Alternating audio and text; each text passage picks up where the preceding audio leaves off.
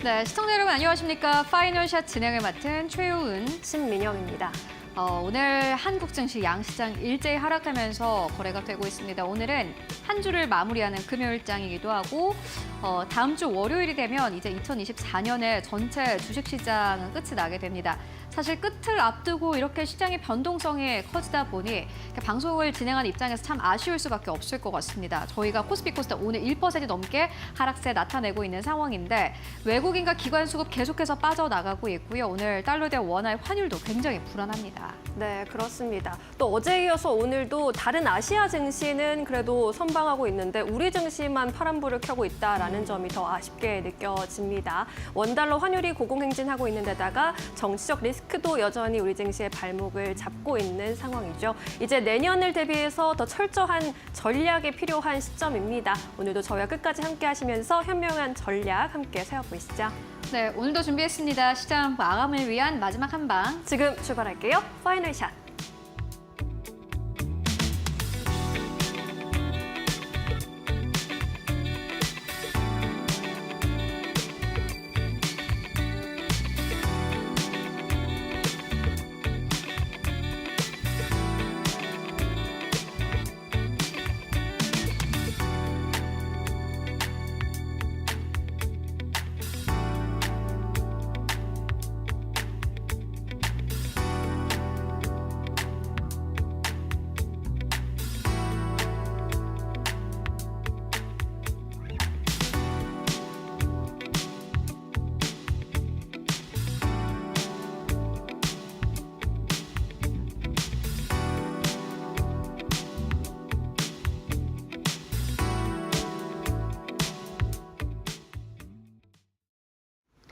네, 오늘 코스피 코스닥 양시장에 모두 다 1% 이상의 하락세로 거래가 되고 있습니다. 코스피가 12월 들어서 2,400선 아래를 하회한 것은 2번이었는데 오늘까지는 이제 3번이 됐습니다. 사실 이전까지 코스피의 저점이 2,500선 정도였습니다. 그런데 최근 들어서 코스피가 저점을 계속해서 낮추기 시작을 했고요. 2,400선이 이제는 또 다른 새로운 저점이 돼버렸습니다. 오늘 장중한 때는 2,388선까지 빠지기도 했는데요. 코스닥의 상황은 더 심각합니다. 1.6% 이상의 급락세 나타내고 있습니다. 아무래도 앞으로 시장이 더 오르지 못할 것 같다라는 우려감 때문인 듯합니다. 그 중간에는 달러에 대한 원화의 환율, 외환 시장에 있습니다. 오늘의 시그널로 원달러 환율 함께 만나보고 가도록 하겠습니다. 오늘 장중의 원달러 환율입니다. 오늘 시장에서 1,460원대에서 원달러 환율은 시작을 했습니다. 외환 시장 1,460원대에서 스타트를 끊었는데 사실 이 수치도 우리 입장에선 굉장히 부담스러운 수치이기도 합니다. 어제 1,460원대를 넘어서면서 종가를 형성을 했고 시장은 그래도 1,460원대가 단기적인 고점이겠지라는 어떠한 안도감 그리고 단기적인 고점이 빨리 왔다라는 그런 우려가 함께 나왔습니다. 그런데 오늘 보시다시피 장중에 계속해서 고점을 올려나갔습니다. 장중한 때는 1,486원대를 뚫어내기도 했습니다. 11시에서 12시 기점으로 계속해서 원달러 환율은 올라왔고요. 이에 따라서 일각에서는 앞으로 원달러 환율이 1,500원대까지 단기적인 고점을 높일 수 있다라는 전망들을 내놓기도 했습니다. 이렇게 달러에 대한 원화의 환율이 불안하다라는 것은요. 결국에는 외국인 수급이 빠져나갈 수 있다라는 의미이기도 합니다. 그냥 원화를 가지고 있는 것만으로 돈을 잃는데 어떤 외국인 투자자들이 들어오겠습니까? 그리고 한국의 경기 상황도 좋지 않습니다. 보시다시피 한국의 소비자 심리지수, 현재 경기 판단지수, 향후의 경기 전망지수 일제히 최근 들어서 좀 급격하게 빠지는 흐름을 보여주고 있습니다. 경제도 안 좋고 외환 시장도 불안한 상황입니다. 조금 더 자세하게 현재 경기를 좀 진단해 보도록 하겠습니다. 내년에 한국은행이 앞으로 GDP 한국의 전체 경제 성장률이 약 1.7%대인 것으로 전망을 했습니다. 이 수치가 나왔을 때 사실 시장은 굉장히 충격을 받았습니다. 지금도 미국보다도 경제 성장이 안 되고 있는 상황이고 2%대에 불과한데 내년에 1%대라는 그런 충격이 있었는데 지금보다 GDP 성장률이 조금 더 역성장할 가능성이 있다라는 전망 나오고 있습니다. 그러니까 1.7%대보다 한국의 GDP 성장률이 더 낮아질 수 있다라는 의미인데요. 경제 심리 지수라는 게 있는데 이 파란색 차트입니다. 경제 심리 지수가 사실 GDP 성장률 전망치를 선행하는 그 선행 지표인데 보시다시피 최근 들어서 경제 심리 지수가 뚝 꺾인 것을 확인할 수 있습니다. 역시나 마찬가지로 GDP 성장률 전망치도 앞으로 조금 더 하향 조정될 수 있다라는 IM증권의 리포트가 함께 발행이 되기도 했습니다. 이뿐만이 아닙니다. GDP 성장률이 낮아진다라는 의미는 한국 기업들이 돈을 덜 벌게 된다라는 의미인데요. 그 가운데서도 반도체가 대표적입니다. 반도체가 중요한 것은요. 한국 기업에서 대부분의 포션을 차지하고 있는 것이 반도체이기 때문입니다. 삼성전자, SK하이닉스가 대표적이겠죠. 오늘 SK하이닉스는 뭐 주가 흐름은 나쁘지 않습니다만은 삼성전자 주가가 계속해서 하락한다라는 것은 물론 삼성전자 단독 기업의 일일 수도 있겠지만은 전체 시장을 좀 뒤흔드는 그러한 이슈이기도 합니다. 반도체도 역시나 마찬가지로 품목별의 수출 산업 경기 전망 지수를 봤을 때 계속해서 100을 넘어섰지만은 내년에는 100 아래로 내려올 것으로 보여지고요. 이뿐만이 아니라 가전 쪽, 전기, 전자제품 쪽, 무선 통신기기까지 일제히 전체적인 전망치는 하향 조정되고 있는 상황입니다. 특히나 어제부터 오늘까지 삼성전자의 목표 주가 하향 조정 리포트 여러분들 많이 보셨을 텐데 그만큼 한국 기업들이 수출을 못하고 있는 상황이다라고 보시면 될 것 같습니다. 그렇다면 앞으로의 원달러 환율의 전망은 어떨까요? 이어서 만나보도록 하겠습니다. 경기도 안 좋고 달러 강세가 지속되고 있기 때문에 사실 외환 시장은 계속해서 불안해질 것으로 보여집니다. 앞으로 원달러 환율은 그렇다면 계속해서 올라가게 될까요? 원화 약세, 강달러 기조가 지속될 것인가? 뭐 이것에 대한 대답은 아무도 모릅니다만은 하나증권에서는 이렇게 이야기를 했습니다. 미국 달러가 약세로 전환이 되는 것만이 유일한 해결책일 것이다 라는 전망을 내놓았습니다. 사실 지금 원달러 환율이 이렇게 좀 강력하게 움직이는 대표적인 이유가 강달러 기조 때문인데 강달러 기조가 왜 나왔냐라고 생각을 해본다면은 트럼프 2기가 이제 내년에 들어서게 될 것이고요. 내년이라고 해봤자 바로 다음 주입니다. 다음 주가 되면 1월이 되고 이제 벌써 지금 트럼프 2기에 대한 프라이스를 현재 시장에선 프라이싱을 이미 하고 있는 상황인데 사실 이 트럼프 대통령이 현재 내놓고 있는 정책들의 경우에는 인플레이션을 끌어올리는 정책들입니다. 그렇기 때문에 사실 미국의 달러가 빨리 약세로 전환이 돼야 된다라는 이야기 나오고 있고요. 트럼프 취임 직전에 달러 원 환율 시작점이 어디에 있는지에 따라서 앞으로 환율 경로가 달라질 것이다 라는 전망을 함께 내놓기도 했습니다. 유한타증권은 나름 또 낙관적이긴 했는데요. 한중일 환율과 함께 좀 비교를 해본다면은 원화 가치 약세가 그리 심각하지는 않다라는 의견을 함께 내기도 했습니다. 달러가 강세이고 이에 따라서 위안화 그리고 엔화를 봤을 때 원화의 이러한 움직임은 사실 중국과 일본 비교해보면은 그리 나쁜 것은 아니다라는 낙관론도 있었습니다. 그리고 유한타증권이 이렇게 이야기를 했습니다. 과거에 금융위기 이후로 원달러 환율은 저점 대비해서 14.3% 상승한 바 있습니다. 2024년의 저점을 생각을 해봤을 때 단기적인 고점은 1,475원대로 추정이 되고요. 오늘도 보시다시피 1,480원대까지 올라왔다가 70원대까지 내려온 것도 어떻게 보면 이러한 숫자로 좀 계산을 해봤을 때 맞는 수치일 수도 있겠고요. 또 내년 연초에 저점이 상향되는 점을 감안한다면 앞으로 원달러 환율은 1,497원대까지 고점을 높일 것이다라는 전망들 함께 나오고 있는 상황입니다. 이어서 다음 페이지를 통해서 조금 더 자세한 시장 상황 좀 만나보고 가도록 하겠습니다. 그렇다면은 사실 원화가 약세를 보인다면 수출 기업들은 실적이 잘 나와야 되고 오늘 시장에서 주가가 잘 가야 맞는 건데 그마저도 되고 있지 않습니다. 다만 이렇게 좀 최악의 상황이 지나가다 보면은 앞으로 원달러 환율에 대한 수혜감을 또 얻을 수 있는 기업들의 주가가 움직일 수 있겠죠.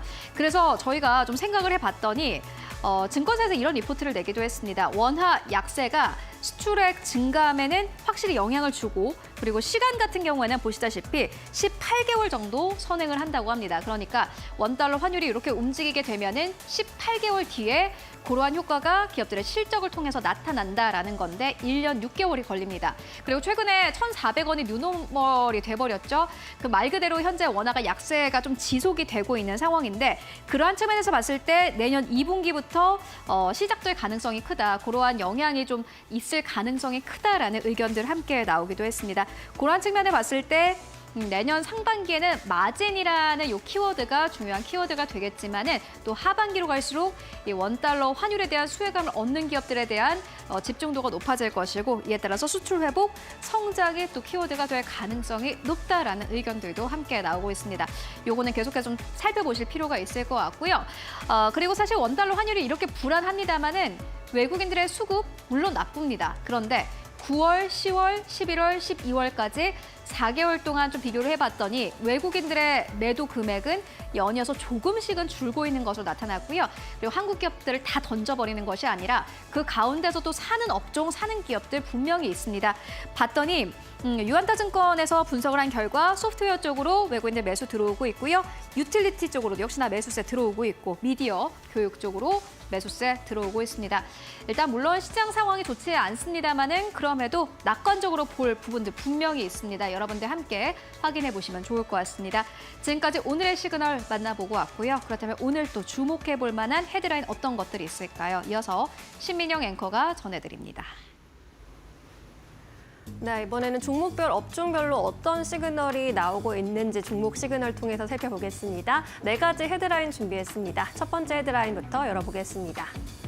네, CJ 대한통운이 지마켓과 알리의 합작법인 수혜 기대감에 강세를 나타내고 있습니다. 대한통운이 현재 신세계그룹과 전략적 제휴를 맺어서 배송을 맡고 있고요. 알리바바그룹의 한국 택배 물량도 약 80%가량을 처리하고 있기 때문에 이번 합작 동맹의 기회 요인이 많아질 것이라는 평가를 받고 있습니다.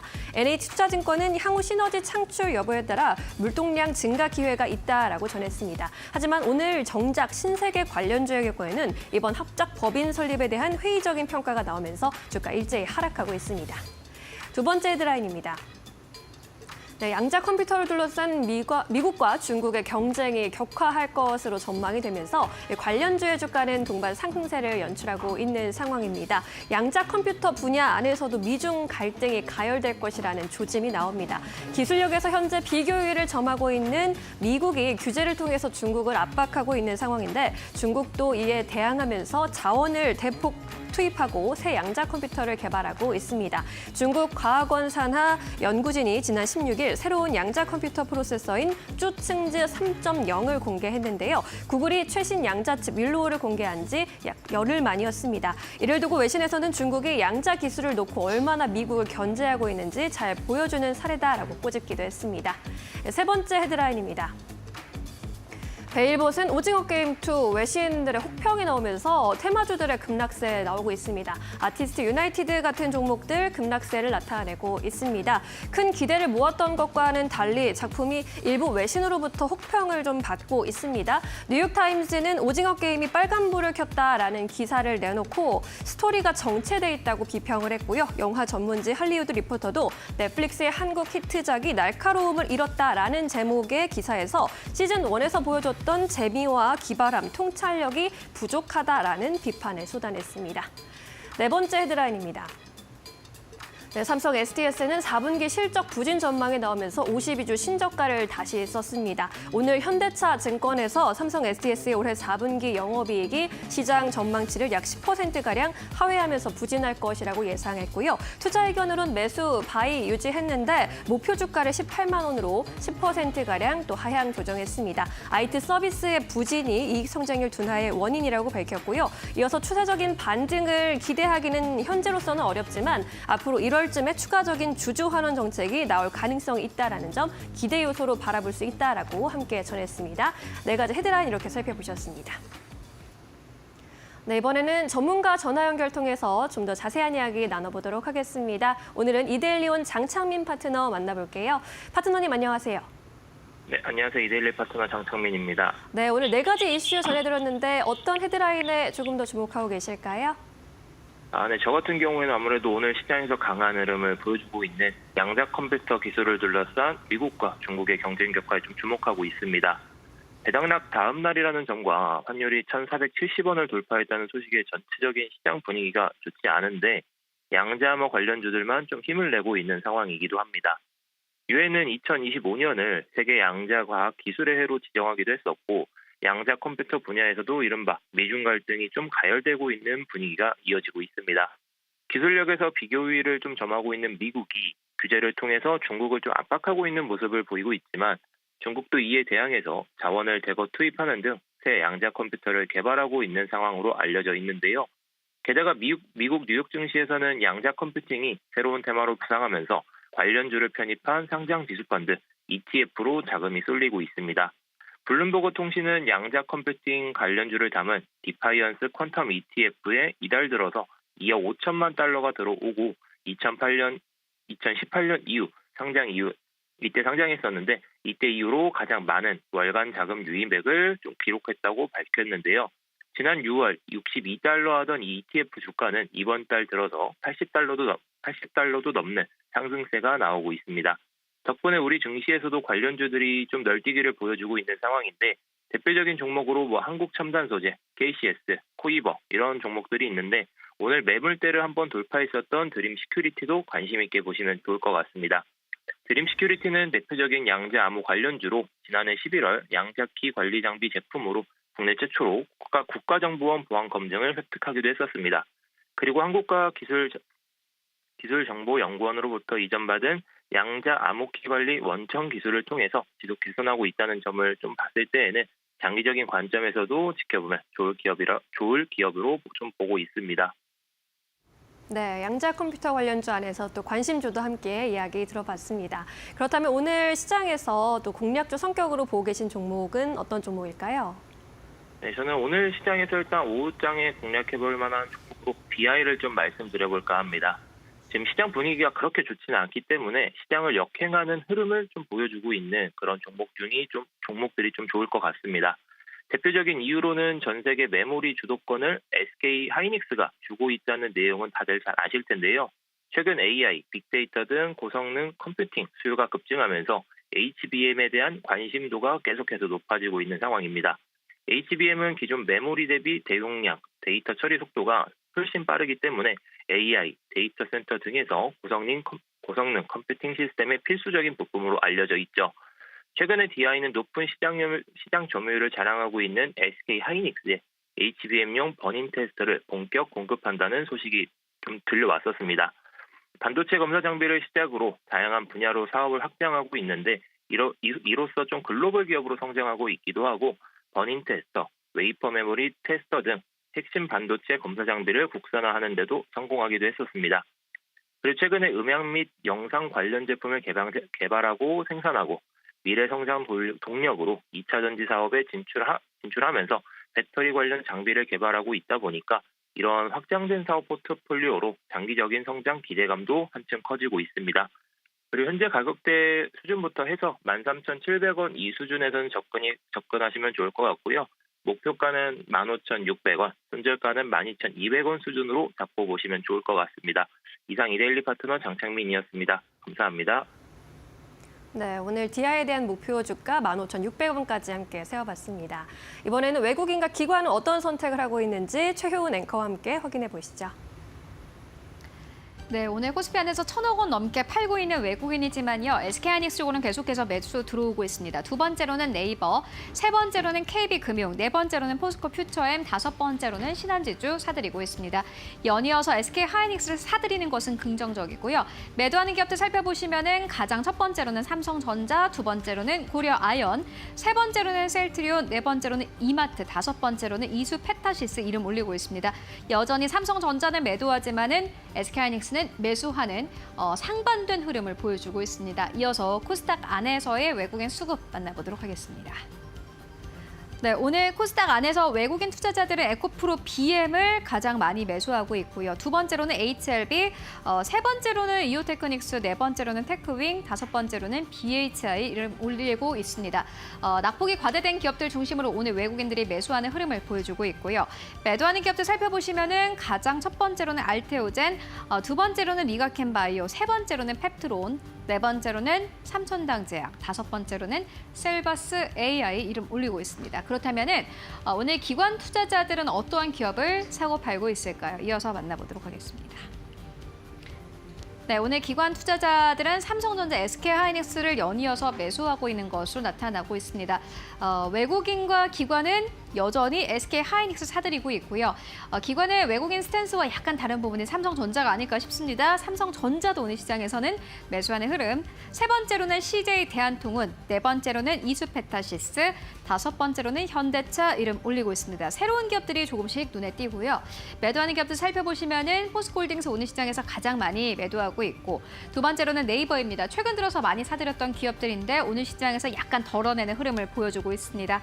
삼성 SDS를 3위권으로 현재 매도하고 있고요. 4위권으로는 삼성증권, 5위권으로는 LG전자를 매도하고 있는 흐름 보여주고 있습니다.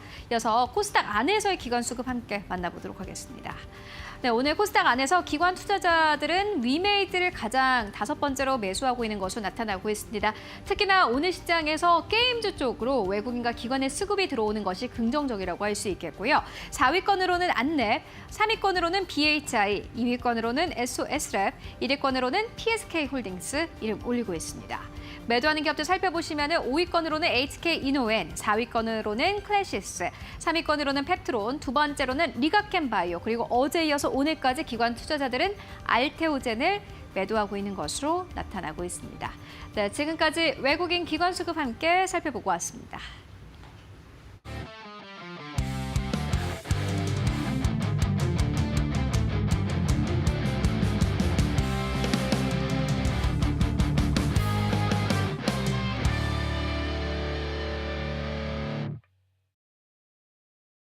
네, 이데일리온 이재선 파트너와 함께하는 만루 홈런으로 이어가도록 하겠습니다. 답답한 시장 속에서 시원한 만루 홈런 같은 종목들 함께 발굴해 보시죠. 파트너님 안녕하세요. 네, 안녕하세요. 네, 우리 시장 마지막까지 정말 녹록지가 않습니다. 아시아 시장이 전반적으로 강세를 보이는 와중에서 또 우리 시장만 소외받는 흐름이 이틀 연속 이어지고 있어서 조금 더 답답한 느낌인데요. 어떻게 시장 보고 계신지 또 어떤 업종에 집중하고 계신지 궁금해지는 시점입니다. 오늘 시장 판세 어떻게 읽어보고 계실까요? 네, 오늘 시장 판세 방금 말씀해 주셨듯이 좀 갑갑하게 흘러가는 장세입니다.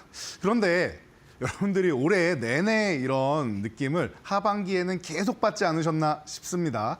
자, 여러분 잘 생각해 보세요. 하반기 7월 10일 이후에는 우리 시장 생각보다 약했고, 자, 일본에서 금리 정책을 거꾸로 가겠다라고 한 이후에 일본은 다 회복됐는데 우리나라만 또 계속 바닥을 기어다녔고, 미증시 이제 트럼프 대선 확정 이후에 다시 한번 신고가 랠리 펼치고 있고, 나머지 글로벌 증시도 다 바닥에서 올라오고 있는데 우리만 또 바닥에 있습니다. 물론 뭐 정치적 불확실성이나 뭐 여러 가지 이슈들이 좀 있다 보니까 지금 환율이 너무나도 많이 튀어 올라와 있죠. 그래서 뭐 장중에 뭐 1,480원 이상으로도 좀 올라가 있어서 아마 오늘 하루 종일 들으셨을 것 같습니다. 저도 뭐 한 달 내내 환율 얘기를 말씀을 드렸는데, 그래서 코스피 쪽은 사실 여러분들이 이 환율 때문에 당장 움직이기는 어렵습니다라고 계속 말씀을 드려왔던 거 기억이 나실 거예요. 그래서 뭐 기존의 환율 수혜주 중에서 제가 뭐 섬유나 뭐 조선이나 이런 거 다 있어도 그중에 믿을 만한 거는 제가 볼 때는 조선 쪽인 것 같다라는 말씀을 기존부터 드려왔었는데, 최근에 그래도 뭐 굉장히 뭐 좋은 소식들, 뭐 어제도 뭐 인도에서도 좋은 소식 들리고 계속 수주 얘기 들리고 트럼프 따봉 이후로 계속 좋은 얘기 들리고 있죠. 그래서 환율 수혜주를 여러분들이 지금까지는 좀 보시면서 좀 긍정적인 요소를 만들었다라고 하면은, 자, 그럼 이제 2025년을 여러분들이 준비해야 되는 시기가 왔기 때문에 조선주 계속 봐도 되느냐, 아니면은 환율 피해주, 수출주들 같은 경우는 계속 어려울 것이냐, 이런 부분에 대해서 궁금해하실 거예요. 자, 여러분 이제 이렇게 보시면 될 것 같습니다. 자, 이제는 2025년을 준비해야 되는 시기이다. 뭐 저 같은 경우는 한 2, 3주 전부터 여러분들께 계속 말씀드려왔던 것 같아요. 2025년 어떻게 준비하실 겁니까? 저는 이렇게 봅니다. 2025년에는 AI 여전히 좋을 것 같고요. 그리고 뭐 하드웨어에서 소프트웨어로 옮겨간다라고 하는데, 우리나라는 여전히 하드웨어가 덜 올랐고 저평가돼 있기 때문에 강세를 보일 가능성이 굉장히 높다라고 생각하고 있고요. 그리고 소프트웨어 쪽 같은 경우는 제가 10월 중순부터 해서 여러분들께 일주일에 한 종목씩 계속 소개를 해드렸던 거 기억나실 겁니다. 그래서 이제 뭐 이스트 소프트나 이제 폴라리스 그룹주 같은 경우가 먼저 움직였고 중간에 이제 코난 테크놀로지 그리고 최근에는 그동안 계속 쉬고 있던 마음 AI 같은 경우도 급등이 나오면서 순환이 계속 반복되고 있다. 우리가 CES를 미리 대비해야 되는데 AI는 계속 지속된다라고 말씀드렸고 이게 지속되는 게 우리가 챗 GTP 이용해서 검색하고 이제 지식적으로 탐구하는 것뿐만 아니라 이제 앞으로는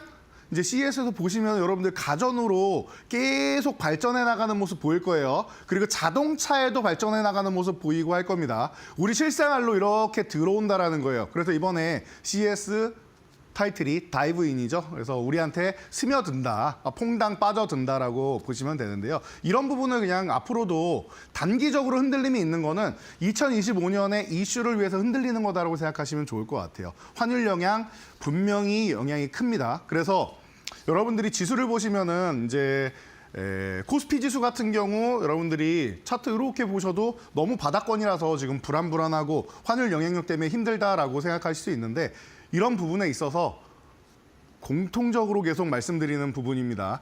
당장은 올라가기 힘들다. 외국인들이 매수를 해야 되는데 지금 굳이 매수를 할 필요는 없다라는 거죠. 외국인들은 지금 대기 매수세가 분명히 있습니다. 한국 기업들이 너무 싸게 나와 있는 것도 있고 한데 이 환율 측면에서는 당장 매수할 필요가 없고 연말이 되면은 제가 어제도 말씀드렸죠. 펀드 매니저들이 이제는 포트폴리오를 청산하고 수익을 확정 짓는 시기다. 그리고 이제 배당까지 받았죠. 자, 그러면은 이제부터는 슬슬 이제 1월 달부터 비워내는 시기다. 포트폴리오를 비워내고 다시 담는 과정을 만든다라고 했습니다. 그런데 우리나라 시장은 그동안 하반기에 너무 많이 비워냈단 말이에요. 그래서 이 비워내는 과정이 과거보다는 평소보다는 조금 짧아질 가능성이 높습니다. 비워낼 게 많지 않을 가능성이 높다라는 거. 그리고 최근에 이제 한 11월, 12월에 열심히 담고 있는 종목들 있죠. 대표적으로 여러분들이 이 종목을 이제 와서 담기 시작하네라고 생각한 종목, 떠오르는 종목들이 있을 겁니다. 저도 네이버 같은 종목들이 떠오르기 시작하고 그리고 뭐 카카오그룹주도 은근슬쩍 뒤이어서 담고 그리고 SK하이닉스는 정말 대단히 많이 담고 있습니다. 삼성전자를 매도하는 만큼 또 하이닉스를 일부는 더 챙겨간다라고 생각하시면 될 것 같아요. 그래서 수급이 이렇게 이동한다라는 거 체크하시고 그리고 여러분들이 2025년 이 보실 때 당장 코스피에 수급이 들어오기가 어렵다라고 생각하시면 어디를 봐야 된다? 우리는 그러면은 환율 영향 있어도 1월 효과를 받을 수 있는 코스닥에 집중해야 된다라고 말씀을 드렸습니다. 그래서 여러분들이 코스닥 차트로 넘어가서 확인을 해 보신다라고 하면은 사실 코스닥은 좀 더 억울할 정도로 이렇게 투매를 만들 정도로 굉장히 어려움을 많이 겪었단 말이에요. 지금 이 부분 확인되시죠? 제가 한 달 전부터 투매는 필요합니다라고 말씀을 드렸고 그리고 투매가 발생하지 않으면은 코스닥이 L자형으로 움직입니다라고 했습니다. 그리고 투매 이후에 빠르게 올라왔는데 지금 시장이 워낙 불안정하고 정치적 이슈도 좀 불안정하고 하다 보니까 더 빠르게 올라가지는 못했다라는 측면에서 여러분들이 실망감이 가득할 거예요. 내려가면 내려간 만큼 빠르게 올라오길 바랬는데 아직도 여기서 이러고 있으니까 너무 지지부진하죠. 그러다 보니까 여러분들이 이 구간에 또 실망을 하고 우리 시장 팔고 미국으로 떠나야 되느냐 2025년에는 역시 미국이냐라고 생각하실 텐데 저는 이렇게 단호하게 말씀드릴게요. 오히려 반대인 것 같습니다. 저는 2025년에는 지금 많이 올라간 미국 시장 좀 더 갈 수 있다라고는 생각은 합니다. 그런데 많이 오른 미국 시장에 있는 종목들을 순차적으로 비중을 축소해서 오히려 한국 시장의 바닥권에서 아직 올라오지 못한 제가 볼 땐 1층도 아니고 아예 지하실에 있는 종목들이 너무 많아서 올라갈 때 최소 두세 배에서 뭐 10배어까지 갈 수 있는 종목들이 너무나도 많이 보이는데 제가 이렇게 표현하죠. 다이아몬드 원석이 굴러다니는 것 같습니다라고. 자, 이런 종목들로 여러분들이 미국 주식을 하시는 분들이라고 하면 오히려 한국 주식으로 서서히 한 번에는 옮길 필요 없어요. 서서히 올라갈 때마다 목표치 도달할 때마다 옮겨가는 게 맞지 않나 싶습니다. 자, 그래서 이 정도로 대응하시고 지금 포트폴리오에서도 전체 종목은 안 좋을 수 있지만 일부 종목들 급등하는 종목들 생각보다 많이 올라갈 거예요. 이런 종목들 급등주들 차익 실현하시고 그리고 바닥에서 이제 시작하는 종목들로 매수를 딱 응축해서 하신다라고 하면은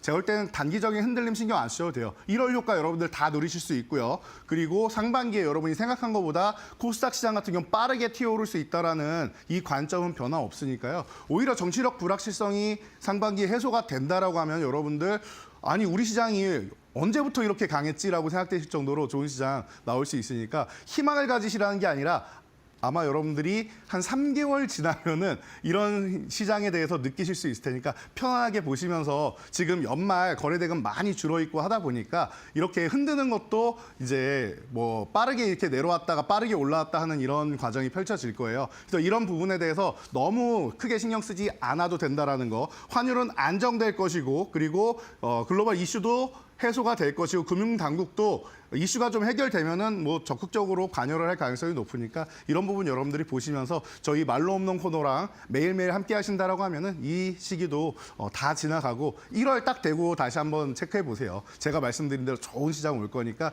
여러분들 계좌 많이 불리는데 집중하시면은 좋을 것 같습니다. 네, 알겠습니다. 우리 시장 2024년에 많이 힘들었던 만큼 2025년에는 반등 기대해 보면서 잘 대응해 보시면 좋을 것 같습니다. 오늘 장에서 그럼 득점낼 수 있는 종목들 살펴봐야 할 텐데 어떤 섹터나 업종에 집중하고 계신지도 들어봐야 할 것 같거든요. 2025년 트렌드를 좀 읽어보자면 어떤 업종에 우리가 집중하는 게 좋을까요? 네, 최근에 이제 그동안 이제 AI 주도주였던 엔비디아에서 브로드컴으로 넘어간다. 뭐 이런 얘기가 들리고 있는데 여러분들이 이 부분을 좀 보시면 좋을 것 같아요. 팹리스와 파운드리. 쉽게 설명드릴게요. 요즘에는 공부들 많이 하셔가지고 아시는 분들 많을 테니까요. 자, 팹리스 그냥 설계도 만드는 회사라고 생각하시면 돼요. 여러분들이 알고 계시는 뭐 엔비디아부터 시작해서 구글이나 브로드컴, 애플 이런 기업들이 설계도를 그리는 거죠. 그리고 나서 뭐예요? 생산을 해야 되는데 이 생산은 파운드리 업체에 맡기는 거예요. 그래서 우리 뭐 섬유나 뭐 아니면은 뭐 바이오나 이런 쪽도 OEM, ODM 하지 않습니까? 화장품도 그렇고 그런 쪽을 생각하시면 됩니다. 대표적으로 TSMC나 삼성전자, DB하이텍 같은 기업들이 있다라는 겁니다. 그래서 여러분들 느낌 오셨죠? AI, 엔비디아나 브로드컴 이런 데 여러분들이 집중하신다라면 팹리스 쪽을 집중하셔야 되는데 우리나라에도 팹리스 기업들이 있습니다.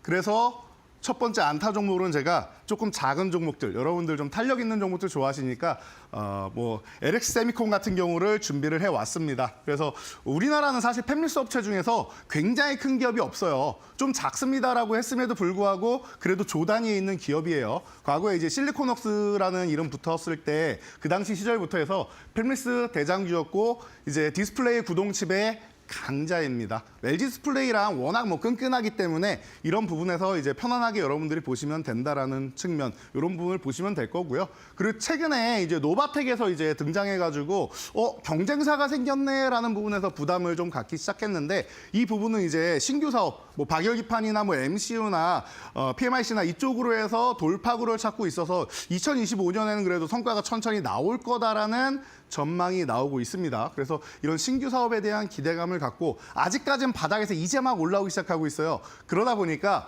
이런 이제 우려감 같은 경우가 아직까지는 작용하고 있지 않나, 그리고 실적 같은 경우가 작용하고 있지 않나 싶은데 2025년에 아무래도 이제 국내 기업들이 이제 애플이랑도 이제 점차 이제 더욱더 많은 이제 협업을 하고 이제 글로벌 시장으로 뻗어나갈 준비를 하고 있기 때문에 바닥권에서 이제 여러분들이 관심 갖는다면 안타 정도는 어렵지 않은 종목이니까요. 안타 종목 여러분들 LX 세미콘 관심 가져보시기 바랍니다. 네, 오늘의 안타 종목으로 LX 세미콘 살펴봤습니다. 팹리스 대장주 쪽으로 함께 눈여겨보시면 좋을 것 같습니다. 두 번째 종목, 이제 이루타 종목 살펴볼 텐데 어보브 반도체 준비하셨어요. 이제 오늘은 반도체주 안에 좀 집중해 주실 모양인데 어보브 반도체는 이루타로 선정된 이유는 무엇일까요? 네, 팹리스 종목들 같은 경우는 전체적으로는 작다라고 말씀을 드렸는데 이 종목도 시총이 매우 작고 귀여운 상황이 아닌가 싶습니다. 특히나 올해 같은 경우에 하반기에 전체적으로 조정을 받다 보니까 이렇게 뭐 귀여운 시총을 갖게 되는 이런 종목들이 많이 늘어났는데요. 제가 좋아하는 종목들이 보통 시가총액 한 1,000억에서 2,000억, 많아야 4,000억 정도 되는 종목을 어떻게 조 단위까지 이렇게 갈 가능성이 있는 이런 종목들을 매력적이라고 저는 생각을 합니다.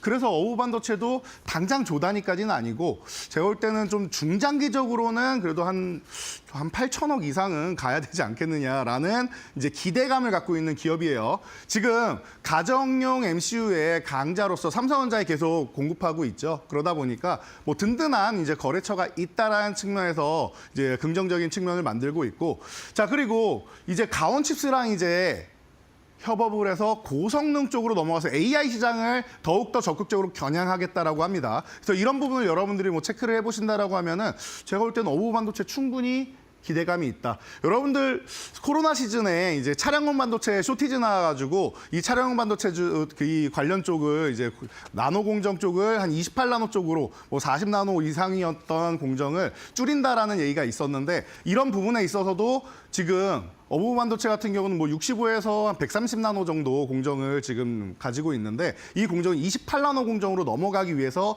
가온칩스하고 지금 협업을 하고 있는 겁니다. 그럼 조금 더 미세한 공정을 통해서 고성능 칩으로 넘어가는데 수월하고 성능적으로도 기대가 좀 많이 된다라는 거, 이런 부분 보시면 되고, 삼성전자랑 계속 공급 계약하고 있다고 했죠. 그러다 보니까 4세대 전력 반도체를 이렇게 협업을 해가지고 둘이 하는 것도 아니에요. 이거 어보 반도체랑 SK 실트론이랑 DB하이텍까지 참여해가지고 거의 컨소시엄 구성하듯이 해서 이제 공동으로 지금 차세대 전력 반도체 쪽 개발하고 있다라는 측면, 이런 부분을 생각하면은 미래는 굉장히 촉망받는 기업이 아닌가 싶습니다. 그래서 이제 뭐 주문형 맞춤 전력 반도체 쪽이나 이런 쪽으로 해서 진출할 때 아마 어부 반도체가 그래도 여러분들 2루타 정도는 어렵지 않게 올라갈 것이고, 탄력 한번 받으면은 제가 볼 때는 호타 준족이 3루타 정도까지도 갈 수 있는데, 아직까지는 수급이 크게 들어오기가 쉽지 않은 여건이라서 2루타 정도로 만족하는 종목이니까요. 중장기적으로 꾸준히 보시면서 내년까지도 제가 계속 여러분들 브리핑해드리고 할 거니까 이 종목 지금부터 관심 가져보시면은 바닥권에서 굉장히 좋은 찬스가 되지 않을까 싶습니다. 네, 2루타 종목으로 어부부 반도체 살펴봤습니다. 지금은 시총이 좀 작은 종목이지만 앞으로의 성장성 기대해 볼 수 있는 종목으로 2루타, 3루타까지 바라볼 수 있다라고 말씀해 주셨으니까요. 참고해 보시죠. 3루타 종목으로 넘어갈까요? 텔레칩스 살펴보도록 하겠습니다. 요즘 핫하디 핫한 이 자율주행 테마에도 함께 속하고 있던데 어떤 모멘텀 가지고 있는 종목일까요? 네, 말씀하셨듯이 뭐 요즘 가장 핫한 게 자율주행. 일론 머스크가 자율주행 규제를 철폐를 하겠다라고 기존부터 목표를 갖고 있었고, 그래서 트럼프 정권의 칼을 쥐고 있습니다. 그러다 보니까 우리나라에서 원래부터 차량용 AP의 강자였던 텔레칩스가 요즘에 굉장히 각광을 받고 있죠. 그러다 보니까 미래 모빌리티 핵심 종목이다라는 거, 이런 부분을 여러분들이 체크해 보신다라고 하면은 제가 볼 때는 아직 출발 단계에 있는 종목이 아닌가 싶어요. 그래서 여러분들 호타, 준족이 3루타에 해당되지 않나 싶고요. 그리고 신규 칩을 계속 개발을 하고 있습니다. 내년 하반기에도 돌핀의 차세대 모델이 나오면서 이미 유럽의 상위 고객사들 이쪽과 얘기가 오가고 있습니다. 그래서 공급 예정이라고 하니까 이런 부분을 생각해 본다라고 하면은 올해 같은 경우에는 고정비가 계속 증가를 해요. 왜냐하면은 R&D 비용이 계속 증가를 하다 보니까 자연스럽게 조금 실적적인 측면에서 만족스럽지 못했는데 내년 하반기부터 좋아진다라는 거 체크 한번 해보시고요. 현대차에도 LG전자하고 함께 이제 차량용 반도체를 계속 개발해서 더욱더 국산화에 활성화를 하고 있는 기업이다 보니까 지금 시즌에 참 어울리는 종목이 아닌가 싶습니다. 그래서 텔레칩스 같은 경우는 지금부터 해서 앞으로도 꾸준히 볼 수 있는, 제가 2025년에 꾸준히 볼 만한 종목들 많이 소개해 드리는데, 차량용 반도체 같은 경우는 여러분들 제가 말씀 안 드려도 계속 관심 갖지 않을까 싶습니다. 전혀 걱정이 안 되는 종목이니까 이 종목도 함께 여러분들 보시면은 편안한 2025년이 되지 않을까 싶습니다. 네, 자율주행 테마 안에서 텔레칩스 살펴봤습니다. 걱정 없이 잘 갈 수 있는 종목으로 짚어주셨으니까요. 관심 있는 분들은 더 공부해 보셔도 좋겠습니다. 이제 오늘의 하이라이트 만루 홈런 종목을 공개할 시간인데, 그 전에 우리의 만루 홈런 종목들 어떻게 운용되고 있는지 체크해 보고 갈까요? 네, 말로 없는 종목. 뭐 여러분들 알고 계시는 범양건영이 이미 80.7%라는 놀라운 수익률을 달성하면서 말홈런을 달성했는데요. 그 뒤에 계속 추격을 하고 있습니다. 어제 같은 경우에는 하나오션이 3위에 있었죠. 그래서 조선주가 이제 강세를 보이고 이 무거운 종목이 15포인트 이상 올라오는 모습 보여줬는데 여러분들 테크인 제가 소개해드리고 나서 아이할 때 교육 프로 걱정하지 마시라고 제가 말씀드렸죠.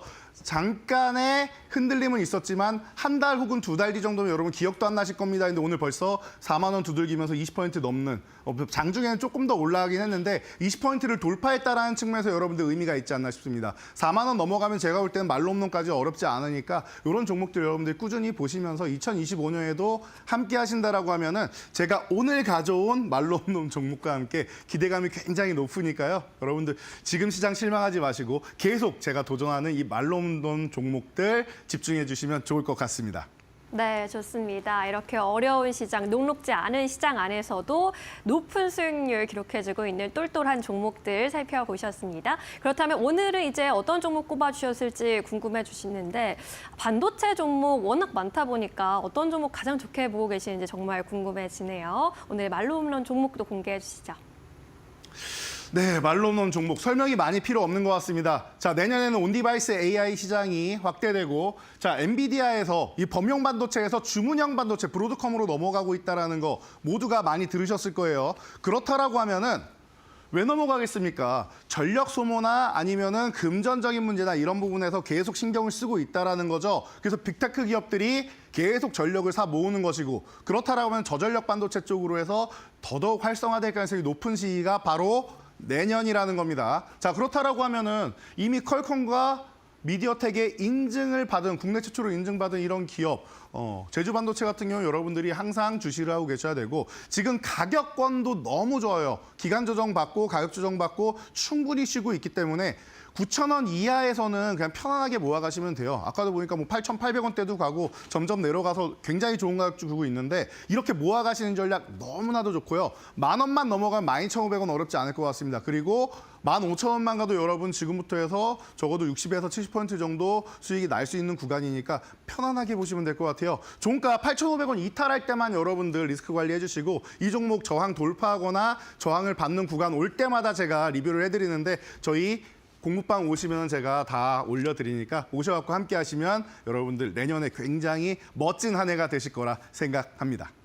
네, 잘 알겠습니다. 오늘은 말홈런 종목 살펴봤고요. 목표가 12,500원까지 대응해 보도록 하겠습니다. 오늘 말씀 여기까지 듣겠습니다. 고맙습니다. 감사합니다.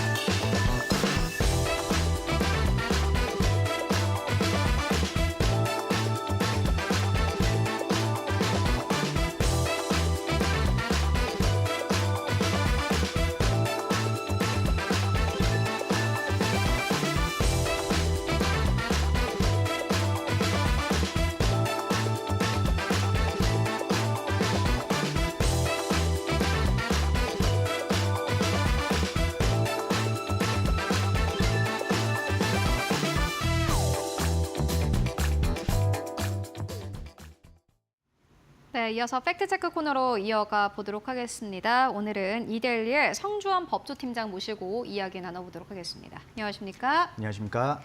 네, 오늘 첫 번째 이슈로는 좀 무거운 마음을 가지고 좀 이야기 나눠보도록 하겠습니다. 가습기 살균제 피해와 관련된 사건인데 제조 판매업체인 SK케미컬 그리고 애경산업의 전 대표이사가 형사 재판을 받았습니다. 아마 많은 분들이 알고 계실 것 같은데 어제 대법원 판결이 있었습니다. 먼저 좀 정리를 해보고 가도록 하겠습니다. 네, 일단 어제 대법원 판결에서 대법원은 원심 판결을 다시 심리하라면서 파기환송 결정을 내렸습니다. 그러니까 1심에서는 이 피고인들에 대해서 무죄가 선고됐고 2심에서는 유죄가 선고됐는데 그것을 다시 심리하라고 대법원이 결정을 한 겁니다. 일단 이 사건의 피해 규모부터 다시 살펴보겠습니다. 이 가습기 살균제 참사는 지난 2011년 4월에 서울의 한 대학병원에서 임산부들이 원인 미상의 그 폐 질환으로 사망하면서 세상에 알려지기 시작했습니다. 현재 접수된 그런 피해 신청 그 통계를 보니까요. 지난달 말 기준으로 7,977명이 일단 피해 지원 신청을 했고요. 그 가운데 이미 이제 세상을 떠나신 분이 한 1,883분이나 되는 상황입니다. 많은 분들이 좀 피해를 본 그런 상황이고요. 이 사건으로 옥시의 신현우 전 대표는 지난 2018년에 징역 6년이 이미 확정이 됐습니다. 그리고 나서 그 이후에 또 SK케미칼과 애경산업 관련 사건도 계속 재판이 진행 중이었는데 그에 대해서 이제 어제 대법원 판결이 난 것이고요.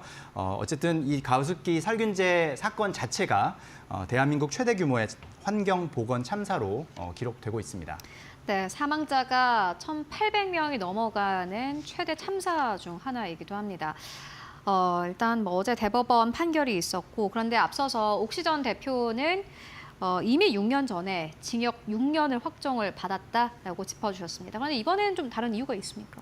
네, 일단은 이 과정에서 조사된 바에 따르면 옥시가 사용한 그 성분, 가습기 살균제의 주성분과 SK케미칼 그리고 애경산업 측이 만든 그 제품의 주성분이 일단은 차이가 있습니다. 그래서 일단 옥시가 만든 제품에 사용된 주 원료 성분 같은 경우는 일단 독성이 확인돼서 그렇게 이제 형사처벌까지 이어진 것이고 SK케미칼과 애경산업 관련해서 성분이 일단 달랐기 때문에 좀 결과가 다르다고 일단은 그렇게 쉽게 이해하시면 될 것 같습니다.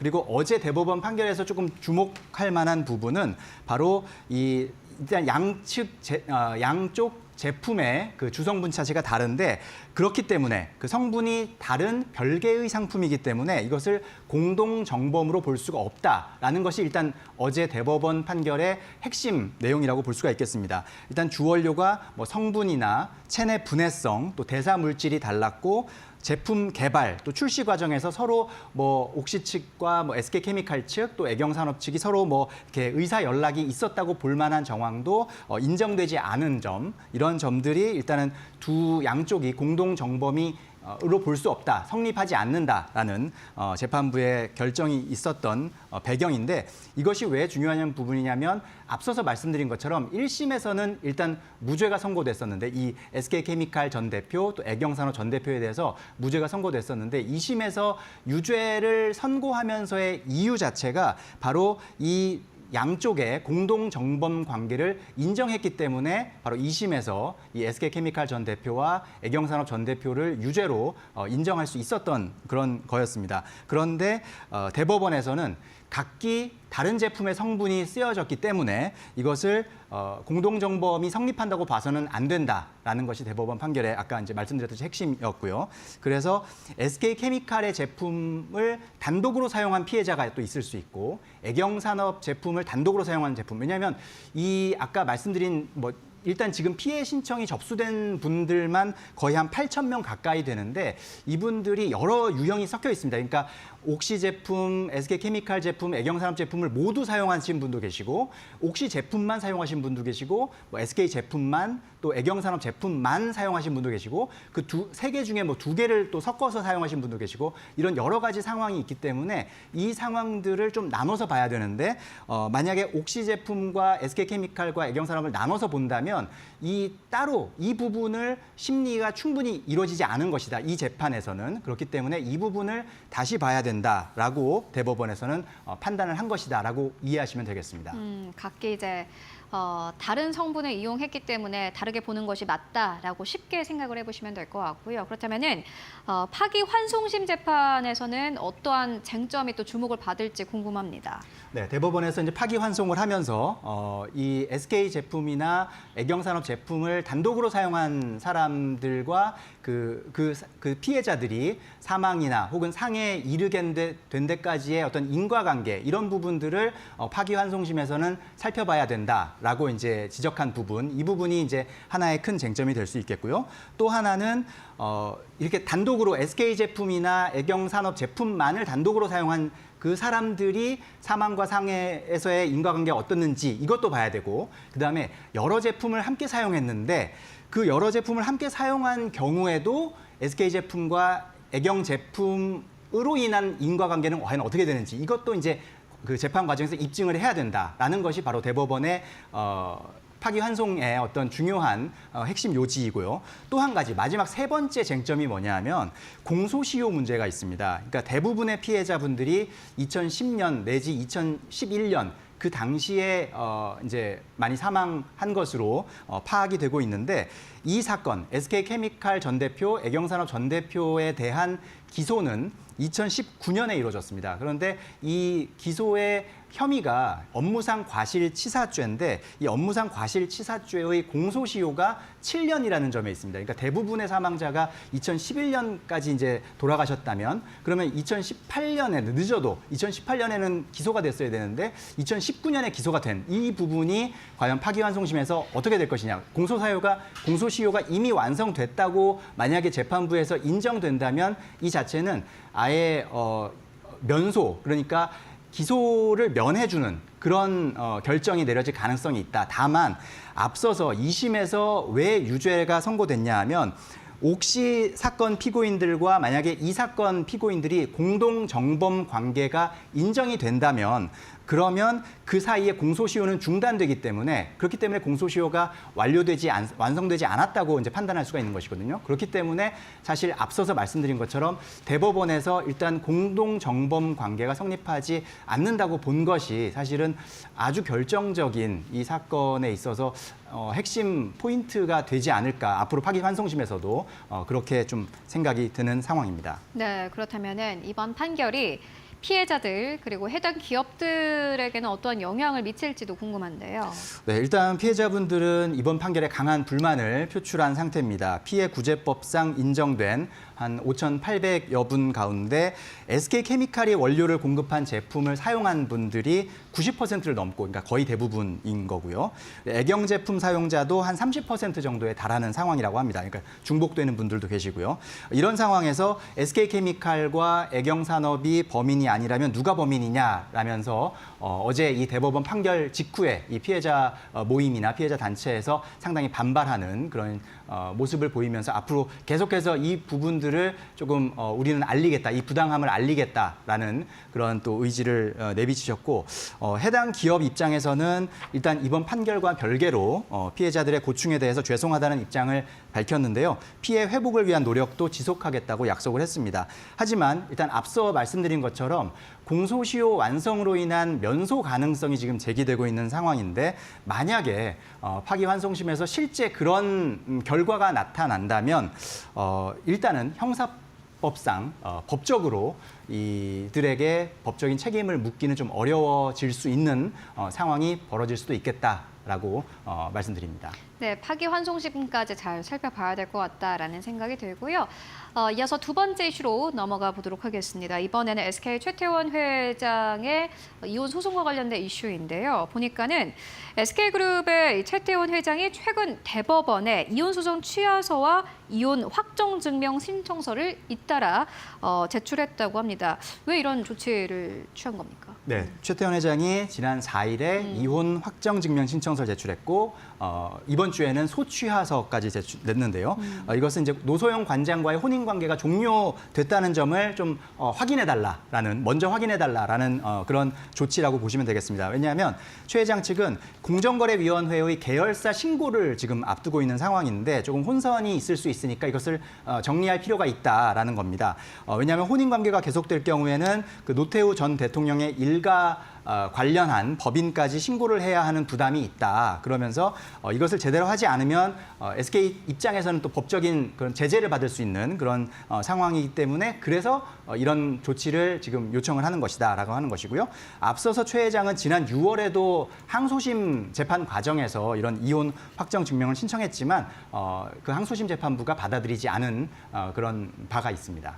네, 그리고 지금 이혼 소송의 최대 쟁점은 재산 분할이지 않습니까? 네, 맞습니다. 최대 쟁점은 재산 분할이죠. 앞서서 1, 2심 재판부는 일단 두 사람의 이혼은 일단 인정이 됐고 뭐 그것은 누가 봐도 일단 두 사람이 이혼하는 것에 대해서 아마 이의를 제기하는 사람은 없을 겁니다. 하지만 이제 이슈가 되는 것이 항소심에서 거의 천문학적인 수준의 재산 분할이 결정이 됐기 때문에 이 부분에 대해서 최 회장이 앞서서 이제 지난 6월에 상고를 했고요. 대법원에서도 이 사건을 이제 심리불속행 기각하지 않고 일단 심리를 하기로 결정을 한 상태에서 SK그룹 주식을 특유재산으로 볼 것인지 이것이 이제 최대 쟁점인 상황입니다. 또 노태우 전 대통령의 비자금 문제도 이제 불거졌는데 바로 이 부분에 대해서도 어떻게 대법원이 또 결정을 내릴지도 상당히 주목되는 포인트입니다.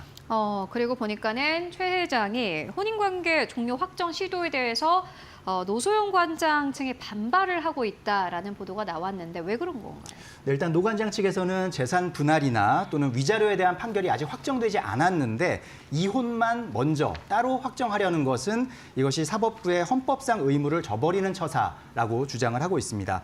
또한 최 회장 측에서는 아까 말씀드렸듯이 공정거래법상 신고 필요성 때문에 이런 것이다라고 이제 주장을 했는데 그에 대해서도 이미 자신의 동생인 노재현 원장 같은 경우는 이미 친족 분리돼서 독립적으로 법인을 경영해왔고 또 계열사에 편입된 적도 없다. 그러니까 이전 신고에서도 그런 일이 없었는데 왜 이제 와서 그런 얘기를 하냐라는 측의 반발 주장을 하고 있고요.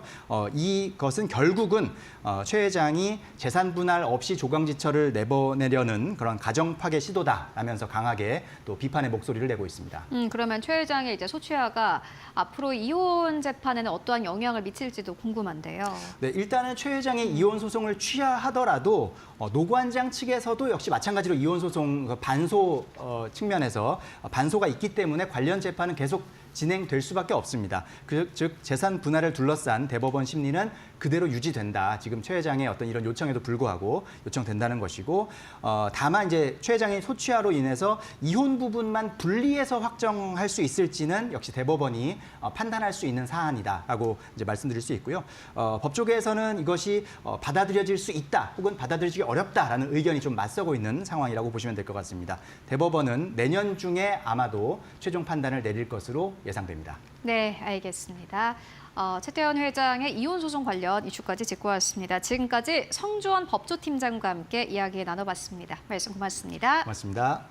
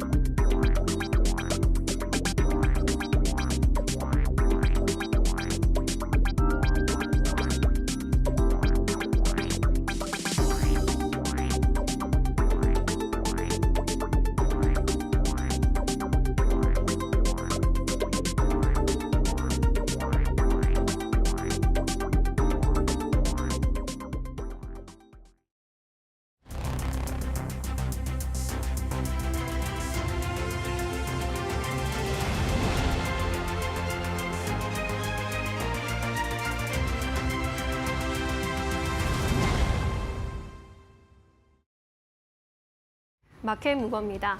원달러 환율의 움직임이 여전히 심상치가 않습니다. 심리적 저항선으로 여겨졌던 1,450원대를 예상보다 쉽게 돌파했고요. 1,460원, 70원, 1,480원대 후반까지 올라오면서 고점을 높여가고 있습니다. 무엇보다 달러화 지수가 단기적으로 소폭 하락했음에도 불구하고 달러에 대한 원화 환율이 고공행진하고 있다는 점을 더 주목해 볼 수 있는 배경인데요. 그 원인으로는 국내 리스크가 크게 작용하고 있다라는 금융권의 분석이 나오고 있습니다. IM증권에서는 탄핵 정국의 불확실성 때문이라고 짚고 있습니다. IM증권은 탄핵 정국 불확실성이 확대되면서 외국인들의 우려가 더 커지고 있다라고 짚었고요. 이에 따라 탄핵 정국의 불확실성이 더 확산되게 된다면 예상보다 조기에 1,500원 수준에 도달할 가능성이 커지고 있다는 것이 현실이다라고 꼬집었습니다.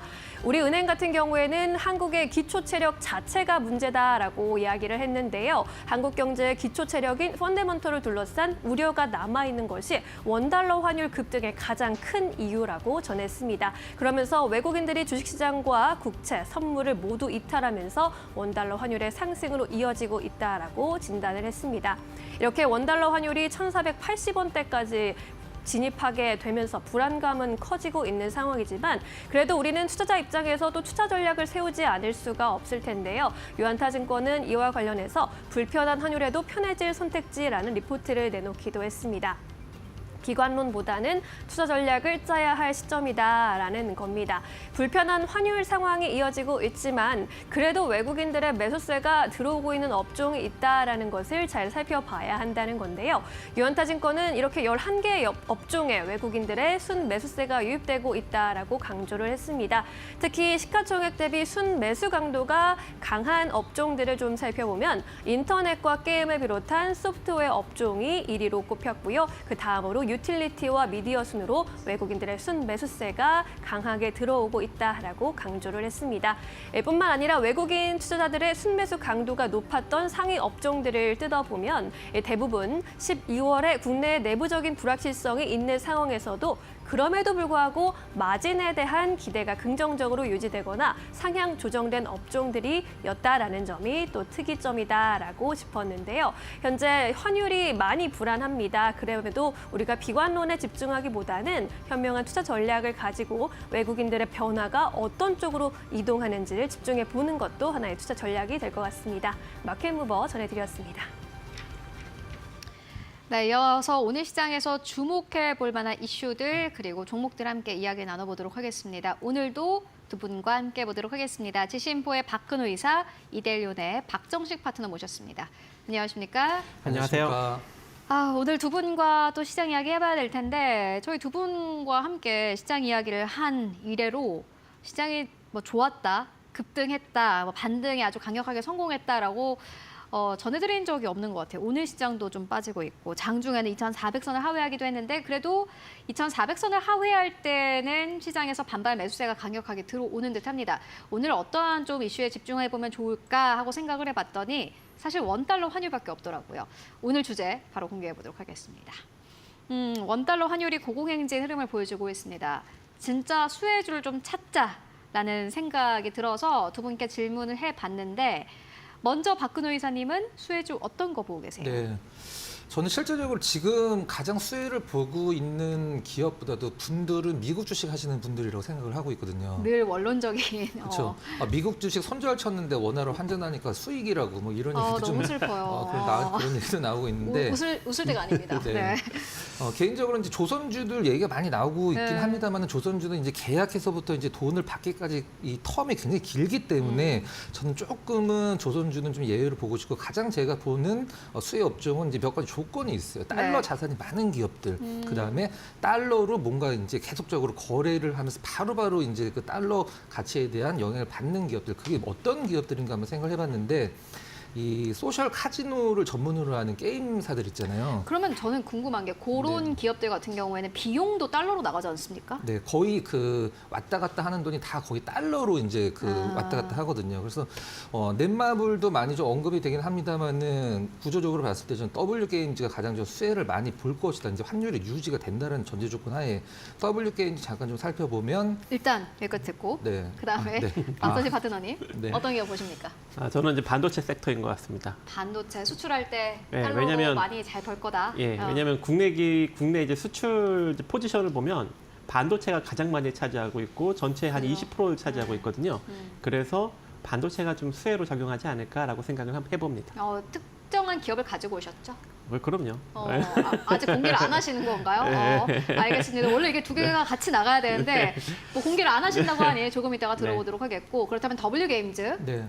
조금 더 자세한 얘기 일단 들어볼까요? 이 카지노 게임들 같은 경우는 국내에서는 이제 못하니까 해외 쪽에서 그죠. 많이 하거든요. 그래서 달러로 이제 거래되기 때문에 직접적으로 영향을 좀 받는다라고 생각을 하고 있고요.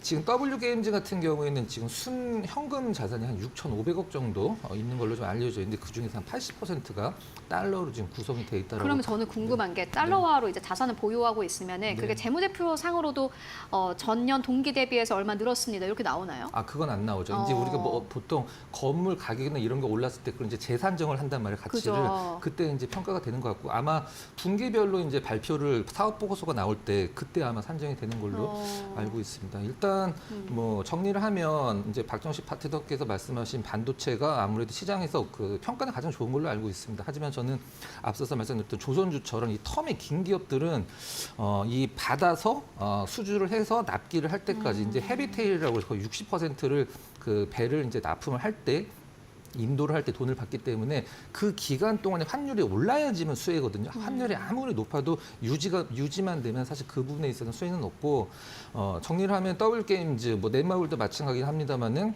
현금성 자산에서 달러가 차지하는 부분이 굉장히 크다. 그리고 대부분의 매출이 거의 뭐 90몇 %의 매출이 달러로 이루어지기 때문에 뭐 굳이 꼽는다라고 하면은 뭐 더블 게임즈가 저는 가장 좀 좋지 않을까. 그리고 지금 현재 추세도 뭐 기관 수급이나 외국인 수급 보면은 뭐 급격하진 않아도 굉장히 꾸준하게 들어오거든요.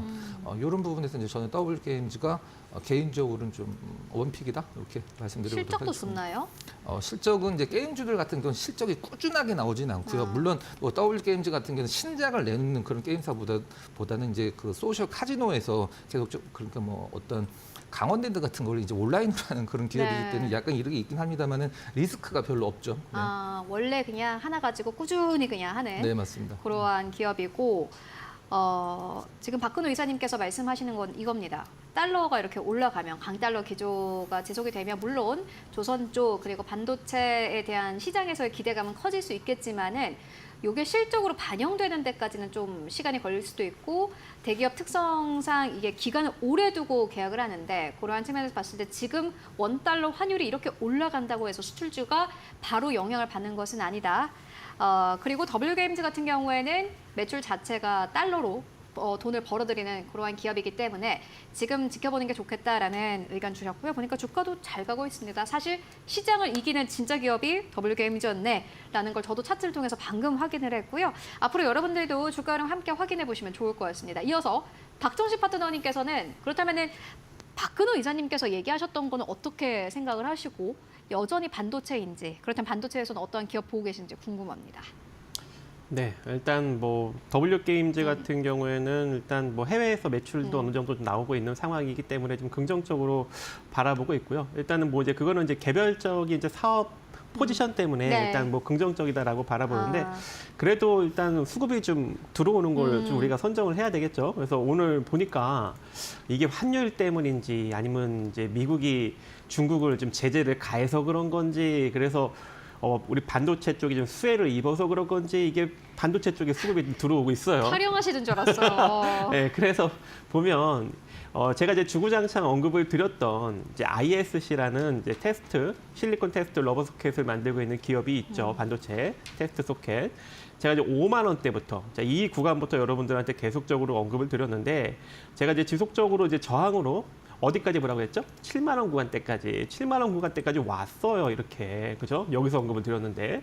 그래서 현재 구간에서 저항을 받아서 이제 만약에 밀린다면 오늘도 음봉이 떨어졌어야 되는데 음봉이 안 떨어지더라고요. 그렇다는 건 더 간다는 소리겠죠. 그래서 6만 6천 원 구간에서 내려오면 6만 원 정도 자리까지 분할로 매수하셔라 이렇게 계속 이제 언급을 드리고 있는데 혹여 내려오면 매수하시면 되겠지만 안 내려오면 기존 이제 보유하신 분들은 지속적으로 홀딩하면서 7만 4천 원짜리를 돌파하는 걸 한번 확인하시면 좋을 것 같고 그다음에 돌파가 된다면 8만 2천 원 정도 자리까지를 충분히 이제 바라볼 수는 있을 것 같다라고 일단 판단이 됩니다. 왜냐하면 올해 실적이 나쁘지 않아요. 환율까지 상승이 나온다는 것은 실적이 더 좋게 나올 수 있는 가능성이 존재하겠죠. 그래서 올해 이제 역대 최대 실적을 좀 갈아치울 수 있는 그런 가능성이 이제 전차적으로 나오고 있고 만약에 올해 뭐 실적이 갈아치우지 못하더라도 내년도에는 확실히 갈아치울 수 있고 또 이제 본격적으로 이제 HBM 테스트 소켓을 이제 만들 대량 양산을 할 예정이고요. 그리고 내년도부터 본격적으로 이제 유리기판 테스트 소켓도 만들 예정이기 때문에 아무래도 이제 첨단 반도체 섹터와 맞물려서 ISC는 지속적으로 호실적과 함께 부각을 받을 수 있는 가능성이 매우 높지 않을까 생각을 해봅니다. 그래서 지금 가격대도 신규 진입 괜찮나요?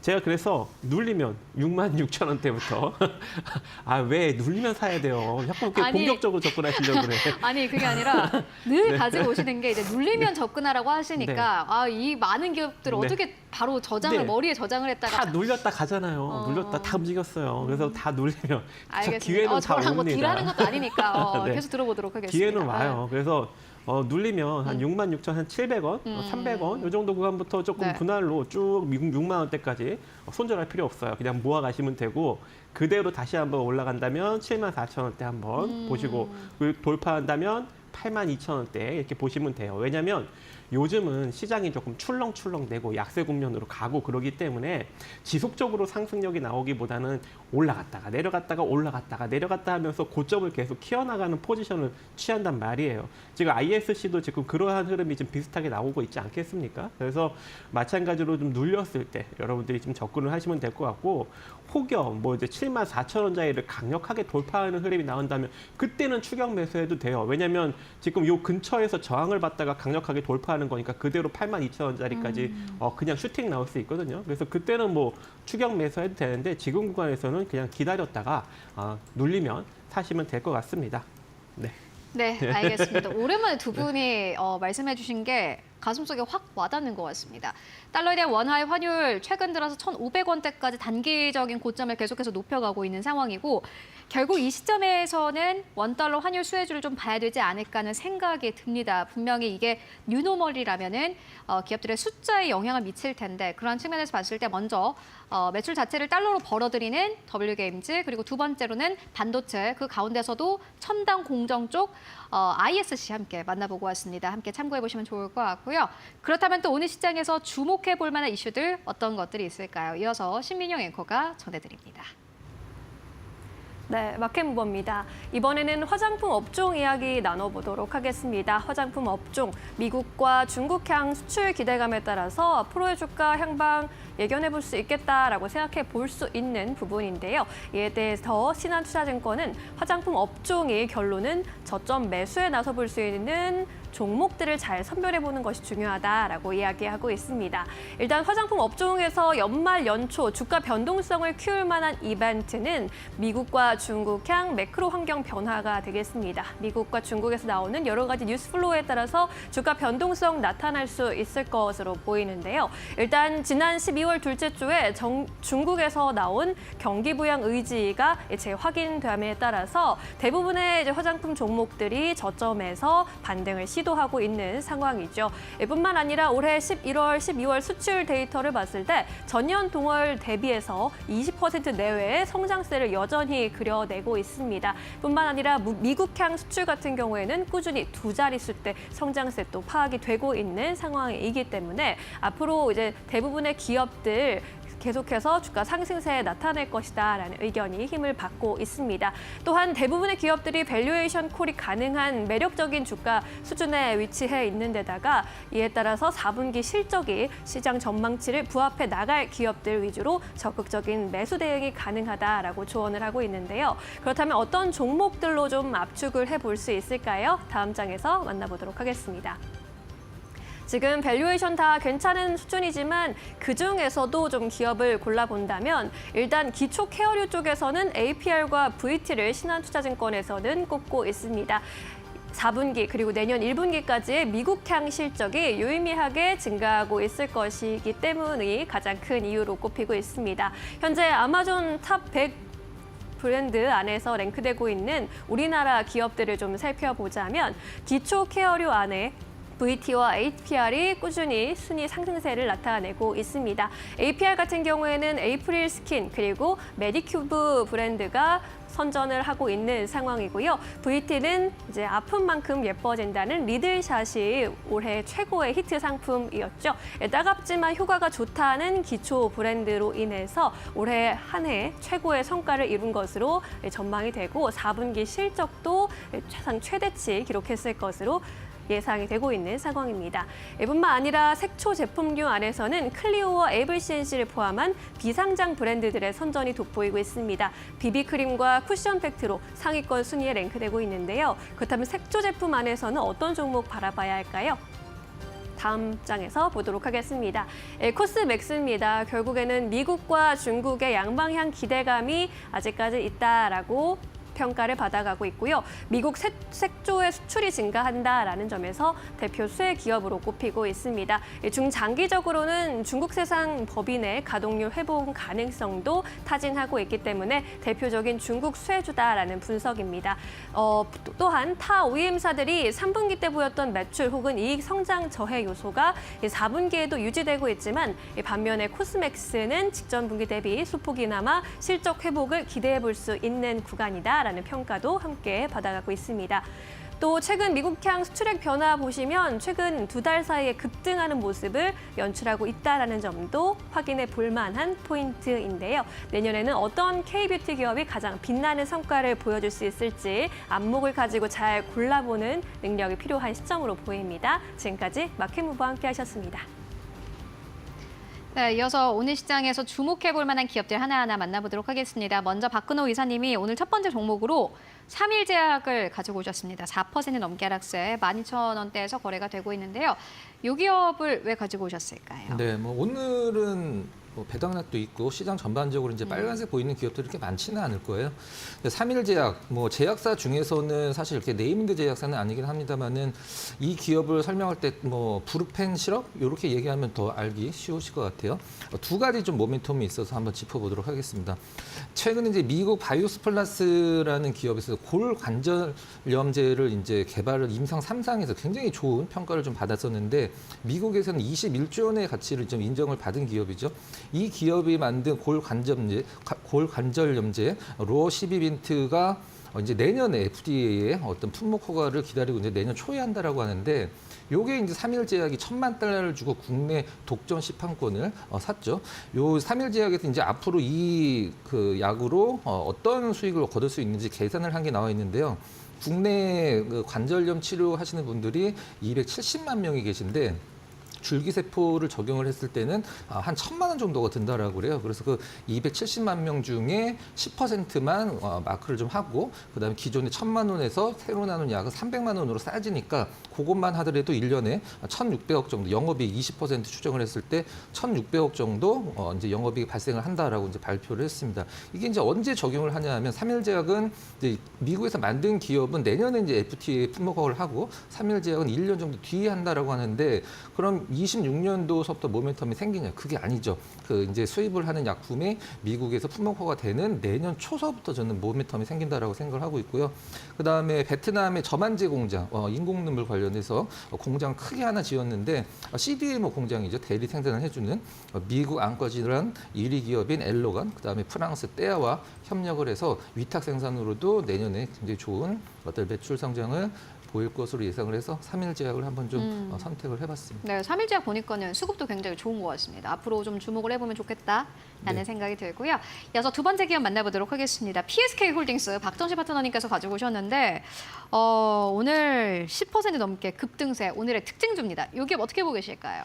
네, 새롭게 주목받는 반도체 장비 회사인 것 같습니다. 그래서 여러분들이 오늘부터, 원래는 이제 어제부터 관심을 가졌어야 되는데 어제는 제가 이제 장중에 언급을 못 드렸고 저녁에 언급을 드렸어요. 그래서 지금도 늦지 않았으니까 오늘부터 좀 관심을 가져봐야 되는 그런 종목이다라고 네. 볼 수 있을 것 같고, 일단 이제 이 PSK 홀딩스가 지금 급등이 나오는 이유가 일단 증권가의 호평이 나오고 있습니다. 이제 어떤 호평이 나오고 있냐면 내년부터 이제 HBM4가 본격적으로 양산될 가능성이 높잖아요. 왜냐하면 엔비디아의 이제 차세대 이제 인공지능 칩 이제 그 루빈이 3분기부터 이제 양산을 시작할 예정이기 때문에 그럼 그 전에 이제 HBM4를 이제 생산을 해서 공급을 해야 되는 그런 상황이어서 삼성전자랑 이제 SK 하이닉스가 본격적으로 이제 HBM4를 내년 이제 중반기부터 지금 양산에 들어가고 그 전에 이미 이제 장비 반입까지도 이제 시도할 가능성이 매우 높은 상황이죠.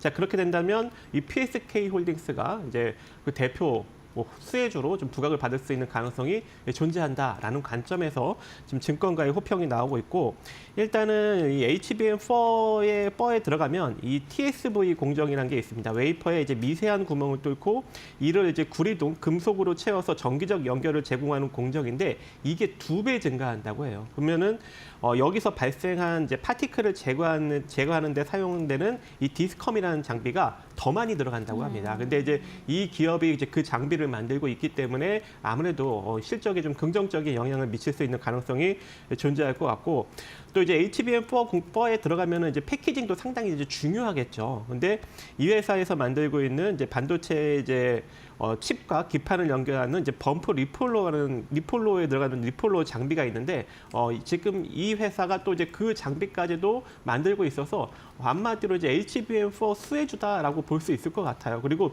주가도 지금 많이 빠져 있는 상황이고 실적도 계속적으로 지금 빠르게 증가 추세에 놓여져 있는 상황입니다. 왜냐하면 전년도 매출액이 한 947억 정도 수준이었는데 올해 지금 1,800억을 지금 넘어서려고 하고 있는 그런 상황이고요.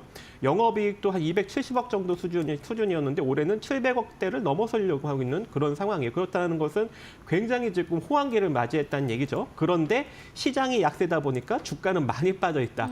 그래서 이제 바닥권에서 이제 본격적으로 들고 일어서는 그런 흐름을 현재 보이고 있습니다. 그래서 아직까지 늦지 않았으니 지금 가격대부터 36,600원 정도 자리까지 여러분들이 분할 매수 관점으로 가시면 좋을 것 같고, 제가 보기에는 빠르게 44,000원 자리를 터치할 것 같아요. 근데 이 자리를 터치한다고 끝이 아닙니다. 만약에 이 자리를 돌파 안착을 한다면 추가적인 상승 흐름이 나올 수 있을 것 같고, 그렇게 된다면은 한 55,000원, 6,000원 정도 자리까지 추가적인 상승력을 바라보시면서 끌고 가시면 좋을 것 같습니다. 네, PSK 홀딩스 만나보고 왔습니다. 확실히 좀 반도체 쪽으로는 이전보다는 좀 괜찮아지는 분위기가 나오고 있는 것 같습니다. 결국에는 가격이 저렴하고 모멘텀이 있으면은 다시 한번 시장에선 가치를 찾아가는 흐름을 최근 들어서 좀 보여주고 있고요. 그나마 어려운 시장에서 한 가지 포인트가 되지 않을까 싶습니다.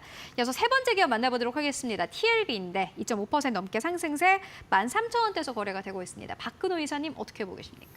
네, TLB, 심텍, 이런 그 대덕전자 이런 기판 기업들이 실질적으로 한 4, 5년 동안에 최저점에 이제 주가가 머물러 있는 기업들이 대부분일 텐데요. 일단 실적이 그만큼 안 나왔고 주가도 그에 따라서 같이 좀 하향 곡선을 그리고 있는 상황인데, 주가가 떨어지고 그다음 실적이 안 좋아지고 이건 과거의 일이니까 이제 상관이 없죠. 신규로 접근하는 기준에서 앞으로 좋아질 수 있고 주가가 올라갈 수 있는 이유가 있다라고 하면 지금 과감하게 좀 약간 트라이를 들어가도 될 만한 기업들이 많다라고 생각을 하는데요. TLB 같은 경우도 역시 좀 그 기판 쪽 기업으로 이제 많이 아실 건데 DDR5 쪽에서 모멘텀을 타서 작년에 실적이 안 좋았습니다만 최고 주가를 한번 찍기도 했었었는데, 좀 몇 가지 이제 앞으로 주가가 올라가고 올라갈 수 있는 어떤 실적이 나올 수 있는 재료를 한번 좀 잠깐 살펴보도록 하겠습니다. 일단 삼성전자, 하이닉스, 마이크론 쪽에 고르게 좀 그 매출이 나오고 있는 기업인데 약간 하이닉스 쪽 향이 좀 진한 그런 기업이라고 그죠. 보시면 될 것 같아요. 일단 CXL 같은 경우는 이제 아직은 당장의 어떤 도움이 된다라기보다는 내년을 보고 기술을 개발한 부분은 일단 차지를 하고, 가장 이제 실적에 보탬이 될 수 있는 부분은 이제 SSD, 이제 기업용 SSD라고 얘기하는 이 SSD 기판 쪽이라고 보시면 될 것 같은데, 얼마 전 이제 뉴스가 나왔었을 때 하이닉스가 이제 테슬라와 1조 원대 이 SSD 공급 논의를 한다라는 뉴스가 나왔었는데, 이 TLB가 하이닉스의 SSD 기판 담당이거든요. 요것과 관련돼서 작년 올해 실적을 좀 약간 시쳇말로 죽을 좀 썼는데, 내년에 굉장히 좀 약간 퍼포먼스가 나올 것 같아요. 주가도 거의 좀 바닥을 좀 잡았고. 그래서 정리를 하면 일단 마이크론형 SSD 매출이 전년 대비 올해 좀 2배가 좀 넘게 올랐습니다만, 실적에는 사실 이렇게 큰 도움이 좀 안 됐고요. 하이닉스 관련돼서, 그다음에 이 SSD 기업용 SSD 관련돼서 이 낸드 쪽 기판 쪽에서 내년에 한번 좀 퍼포먼스가 좀 나올 가능성이 좀 있다. 최근에 좀 외국인들도 약간 좀 입질이 들어오는 좀 수급이 좀 들어오고 있는데요. 기관 쪽 수급만 조금 받쳐준다라고 하면 지금은 일단은 뭐 내년 올해 말 기준으로 봤을 때 거의 최저점 주가가 될 가능성이 높다라는 생각에서 TLB 기판 쪽 한번 좀 살펴보자 말씀을 드렸습니다. 네, 알겠습니다. 이어서 마지막 기업 만나보도록 하겠습니다.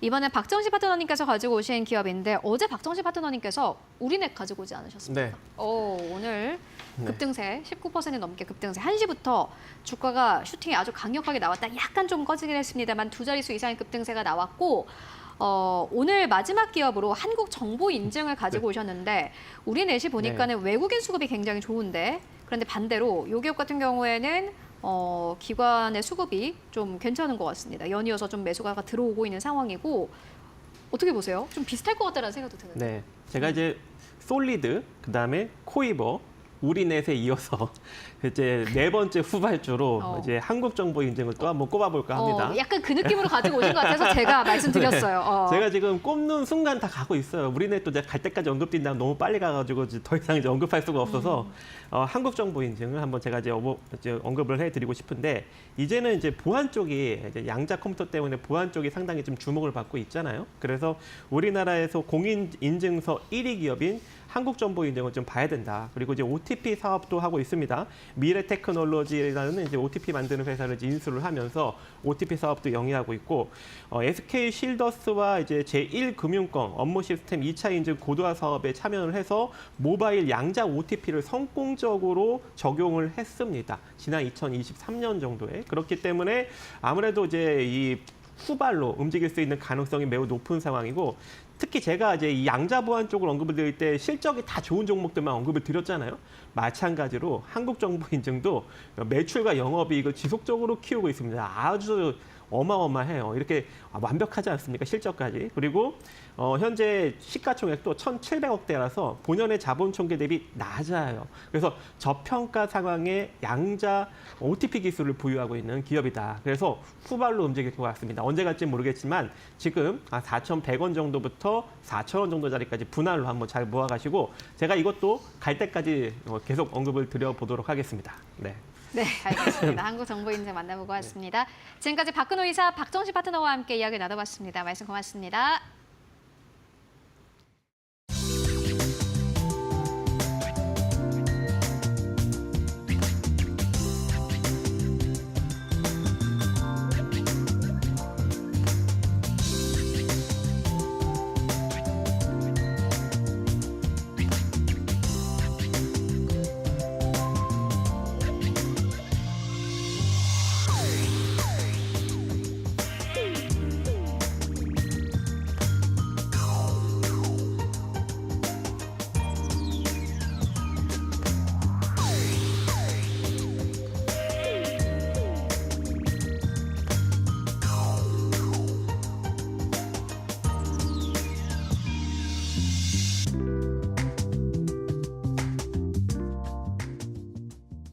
네, 마감 전략 세워보고 가도록 하겠습니다. SK증권 2000지점으로 가보도록 하겠습니다. 서용훈 차장 연결되어 있습니다. 안녕하십니까?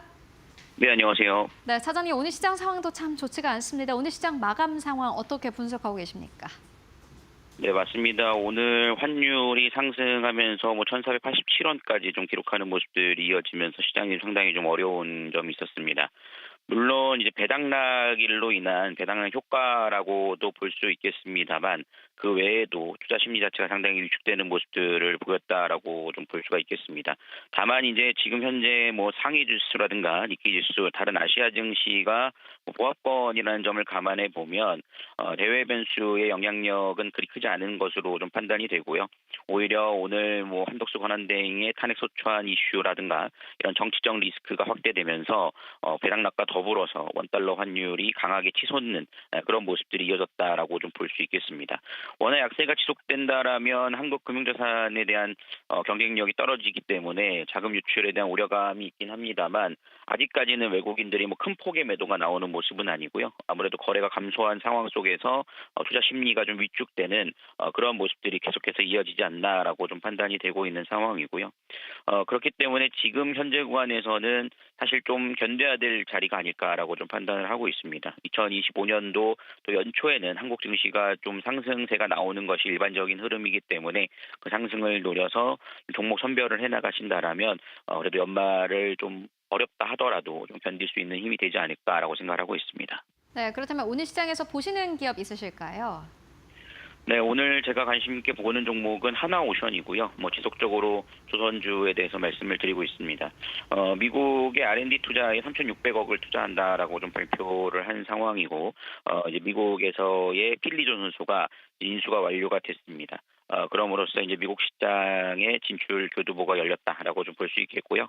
최근 들어서 이제 미국에서의 조선에 대한 확장이 계속해서 이어질 것으로 기대감이 높은 상황이기 때문에 이런 점들이 좀 반영이 될 것으로 예상이 되고 있기 때문에 최근 상승의 눌림목을 좀 이용하셔서 좀 노려보시는 것이 좋겠다라고 말씀드릴 수 있겠고, 전반적인 조선 업종에 대해서 지속적으로 관심을 가져야 될 필요가 있지 않을까라고 생각하고 있습니다.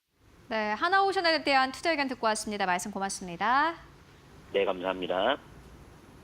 네, 우리 증시 마감 이제 약 50초 정도 앞두고 있습니다. 코스피 지수도 현재 코스닥 지수도 결국엔 약세 마감 기다리고 있습니다. 코스피 1% 가까이 밀려나고 있고요. 현재도 2,410선에 걸터 있는 상황입니다.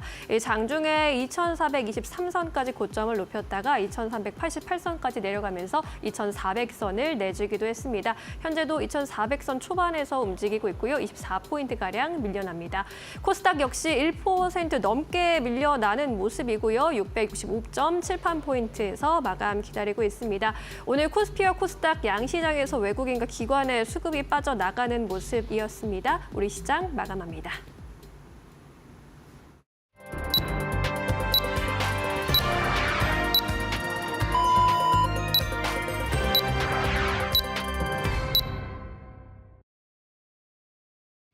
네, 12월 27일 금요일장 모두 다 마무리가 됐습니다. 여러분들 오늘 고생 많으셨고 이번 주 정말 고생 많으셨습니다. 이번 주도 시장의 변동성이 꽤 큰 한 주가 아니었나 싶습니다. 오늘 다시 한번 코스피가 장중한 때 2,400선을 하회하기도 했고 원달러 환율의 변동성도 커지고 있습니다. 연이어서 이번 주에 연고점을 경신하더니 오늘은 장중한 때는 1,486원대까지 올라가기도 했습니다. 이제 정말 단기적인 고점이 1,500원대가 될 것이다라는 전망이 틀리지 않은 때가 온 것 같습니다. 연말로 가면서 원달러 환율도 불어나고요. 거래대금도 전체적으로 좀 쪼그라들고 있는 상황입니다. 말 그대로 시장 지수도 못 가고 있는 그러한 상황인데 오늘 그렇다면 지수는 어느 정도에서 마감을 했을지 마감 지수 상황 만나보도록 하겠습니다. 네, 오늘 코스피가 1% 하락세 2,404선에서 종가 형성했습니다. 결국에는 2,400선 위에서는 거래를 마감을 했습니다. 그래도 한국 증시가 코스피가 2,400선 밑으로 내려오면은 그래도 반발 매수세가 강력하게 들어오는 그러한 장세가 나오고 있는 것은 긍정적입니다. 다만 2,400선을 올라왔다고 해서 여기서 강력한 반등이 나오지 않는다라는 게 사실상의 가장 큰 문제점인 것 같고요. 오늘 코스닥은 1.4% 넘게 하락하면서 665선에서 종가를 형성을 했습니다. 네, 그렇다면 오늘 시장 시가총액 1위권부터 5위권까지는 어땠을까요? 함께 만나보시죠. 네, 오늘 1위권부터 5위권까지 SK 하이닉스가 2.5% 넘게 상승세 17만 4,500원대.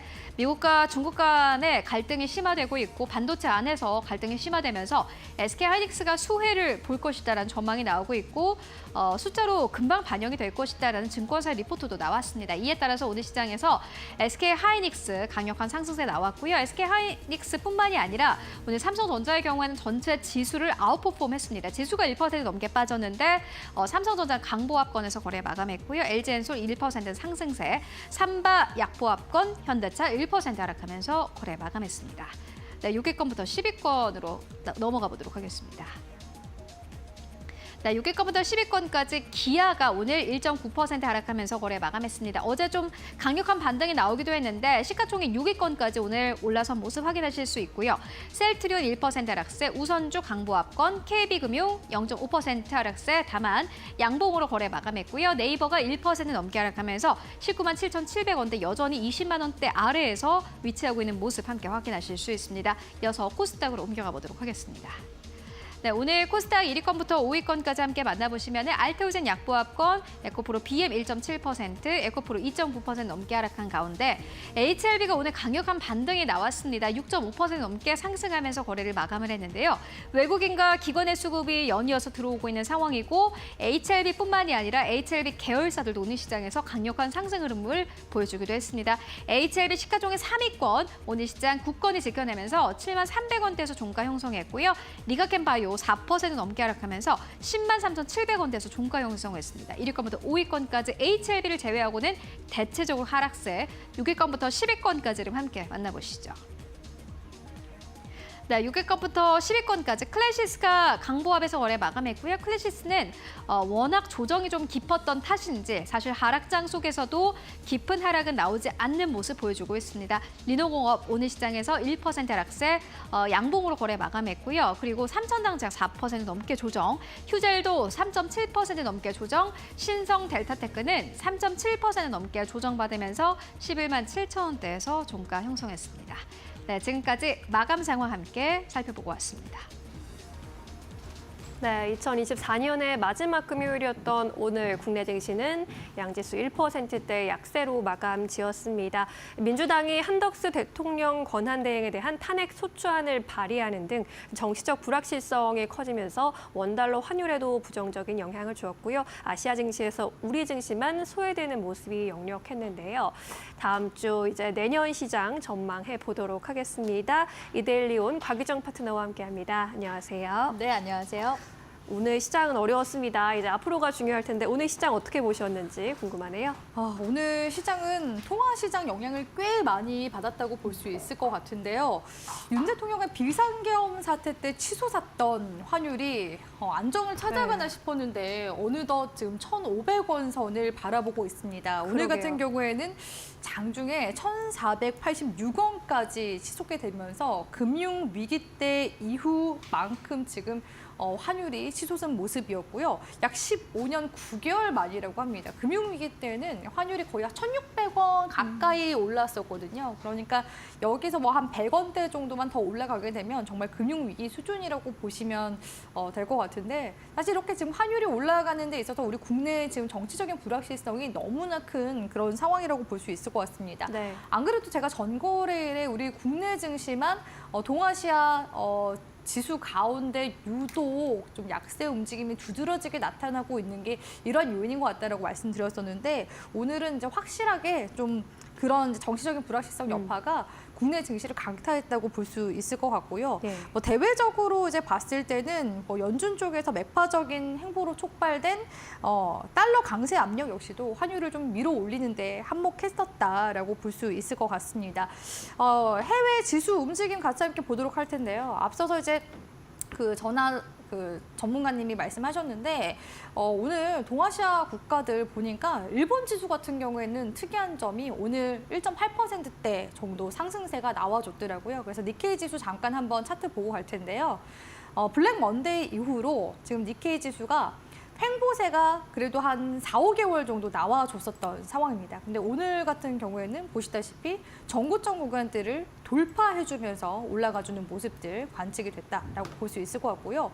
이렇게 이제 일본 지수 같은 경우에도 지금 연말에서 연초 랠리에 대한 지금 기대감으로 인해서 시장 상승세가 나와주고 있는데 중국 지수 같은 경우에도 아직까지는 움직임이 좀 드문드문 움직임이 나오고 있긴 하거든요. 그렇다고 해서 우리 국내 증시처럼 아예 지수가 하방으로 가지는 않는 모습 볼 수가 있습니다.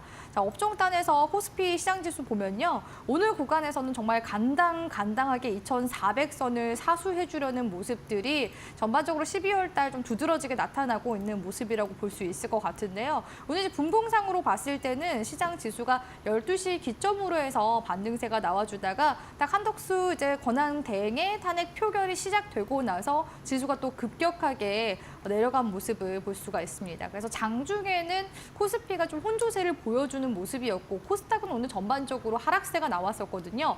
좀 오락가락하는 모습이었는데 결국에는 양지수 모두 다 1%대 동반 하락하는 모습이 나와줬습니다.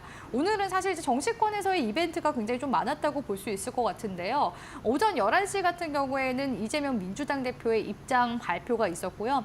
그리고 이제 2시에는 윤 대통령 그 대리인 측에서 그 탄핵 변론 이제 준비 기일이라서 관련해서 좀 일정이 있었습니다. 그리고 지금 이제 현재 기점으로 해서 한덕수 지금 권한 대행의 표결이 시작이 되고 있다라고 볼 수 있을 것 같은데 아무래도 이런 이제 불확실성에 다음 주까지 좀 계속 끌고 가지 않을까. 적어도 연초까지 1월 달까지는 이런 움직임이 계속 좀 이어질 것 같아서 좀 우려스러운 그런 말씀을 좀 전해드리고 싶습니다. 그럼에도 불구하고 오늘 이제 코스피 시장 같은 경우에는 외국인 매도세도 같이 좀 나와준 상황이었거든요. 네. 그러니까 외국인 매수세가 들어오고 싶어도 우리나라의 이러한 지금 좀 악재 이런 국면 속에서 불안하게 그런, 보는 것 같아요. 긍정적인 수급이 사실 들어오기가 밑바탕이 돼야 되는데 밑바탕이 지금 돼주지 못한 그런 상황이에요. 그러다 보니까 지금 환율 같은 경우에 지금 통화시장 1,500원 선까지 바라보는 시각들이 지금 많은 상황이긴 하거든요.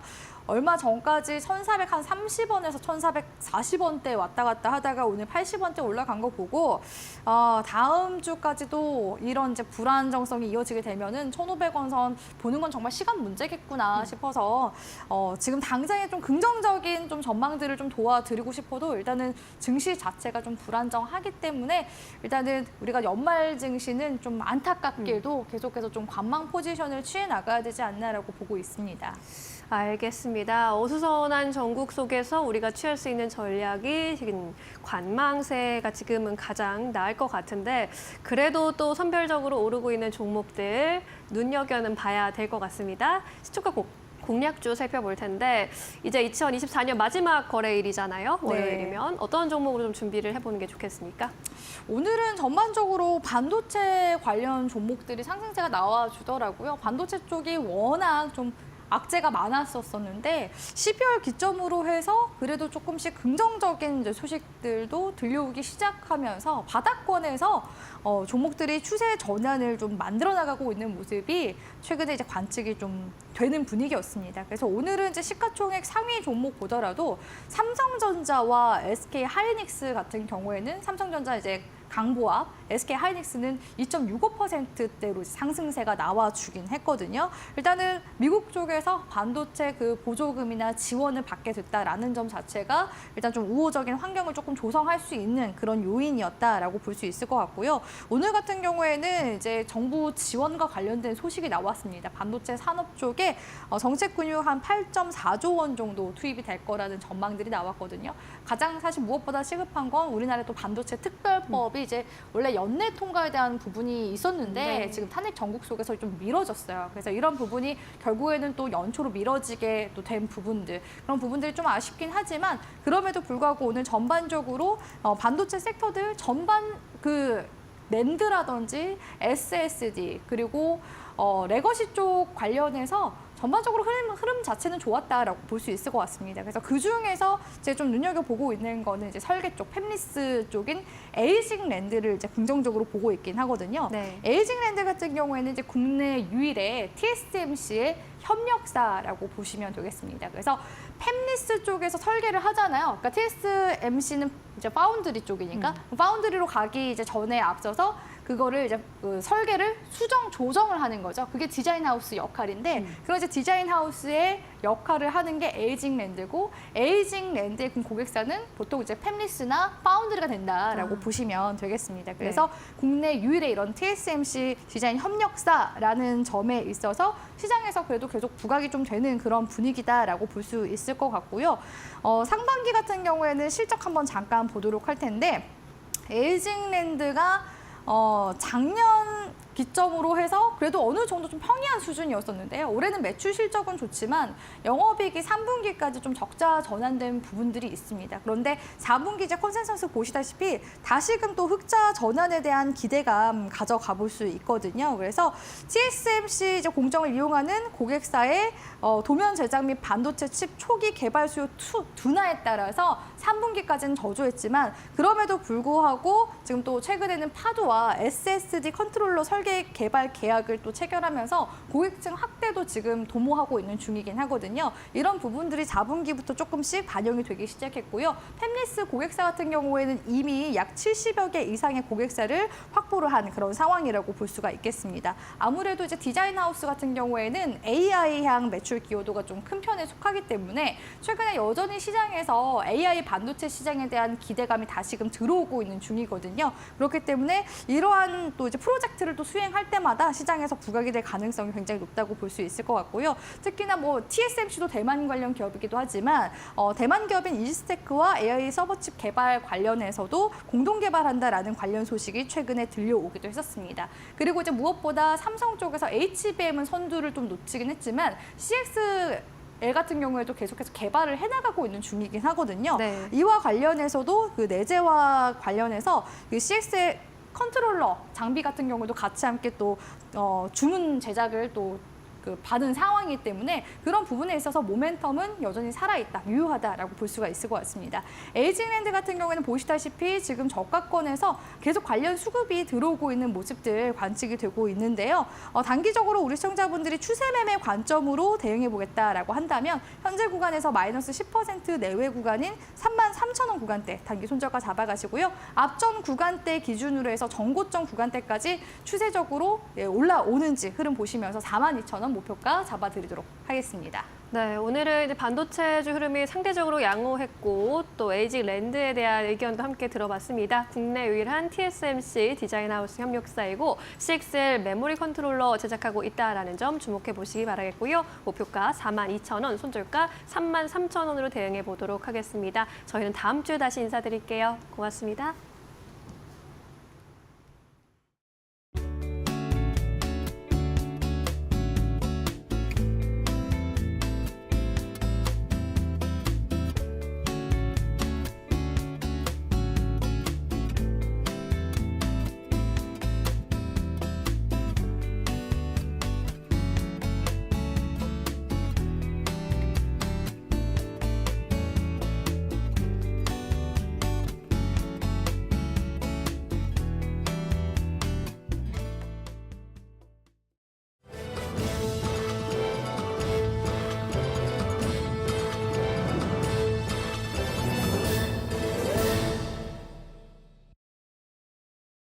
계속해서 이데일리 TV 뉴스 전해드립니다.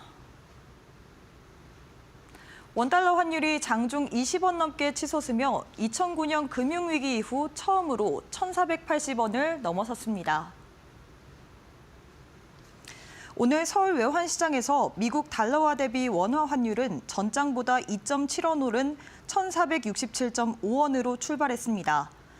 환율은 내내 상승폭을 키우다가 오전 10시 57분경 1,480원을 돌파했으며 이후로도 계속 고점을 높여 1,486.7원까지 기록했습니다. 1,480원대 중반 환율은 장중 고가 기준으로 금융위기 당시인 2009년 3월 16일 이후 15년 9개월 만에 가장 높은 수준입니다. 반도체 기업에 보조금을 지급하고 반도체 업종 근무 시간을 유연화하는 내용인 반도체 특별법의 연내 국회 통과가 사실상 무산된 것으로 파악됐습니다. 국회 산업통상자원 중소벤처기업위원회는 어제 산업통상자원 특허소위원회를 열었지만 반도체 특별법 심사를 시작하기도 전에 국민의힘 의원총회와 본회의 일정 등으로 산회했습니다. 여야 산자위원들은 다음 소위원회에서 반도체 특별법의 주 52시간 예외 규정 등 여야가 시각차를 보이는 쟁점을 점검하기로 했지만 현재로서는 이 회의 일정조차 잡히지 않았습니다.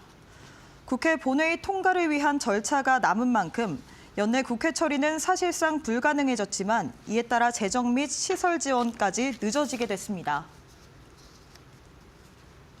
현대로템이 어제 대만 타오위안시에 위치한 그린라인 차량기지에서 초도 편성 도착 기념 행사를 열었다고 밝혔습니다.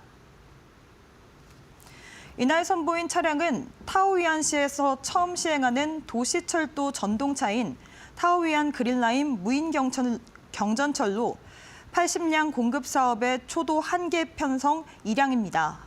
기존 납기인 내년 3월보다 3개월 앞서 도착했습니다. 현대로템은 이번 초도 편성 납품을 시작으로 2009년까지 모든 차량을 납품할 예정입니다. IBK 기업은행 노조가 오늘 사상 첫 단독 파업에 돌입했습니다. 기업은행에 따르면 이날 오전 10시 영업점 직원의 약 55%가 이날 파업에 동참한 것으로 잠정 집계됐습니다. 기업은행 지점 근무노조 5,913명을 고려하면 약 3,200여 명이 파업에 동참한 것으로 추정됩니다. 노조는 차별임금과 임금 체불을 해결하기 위해 사측과 9월부터 임단협 교섭을 진행했지만 결국 결렬돼 파업이 불가피했다고 설명했습니다. 지금까지 이데일리 TV 뉴스 전해드렸습니다. 네, 오늘 저희가 준비한 소식은 여기까지입니다. 네, 저희는 다음 주 월요일 2024년 마지막 거래일에 다시 인사드리겠습니다. 네, 시청해주신 여러분 모두 고맙습니다.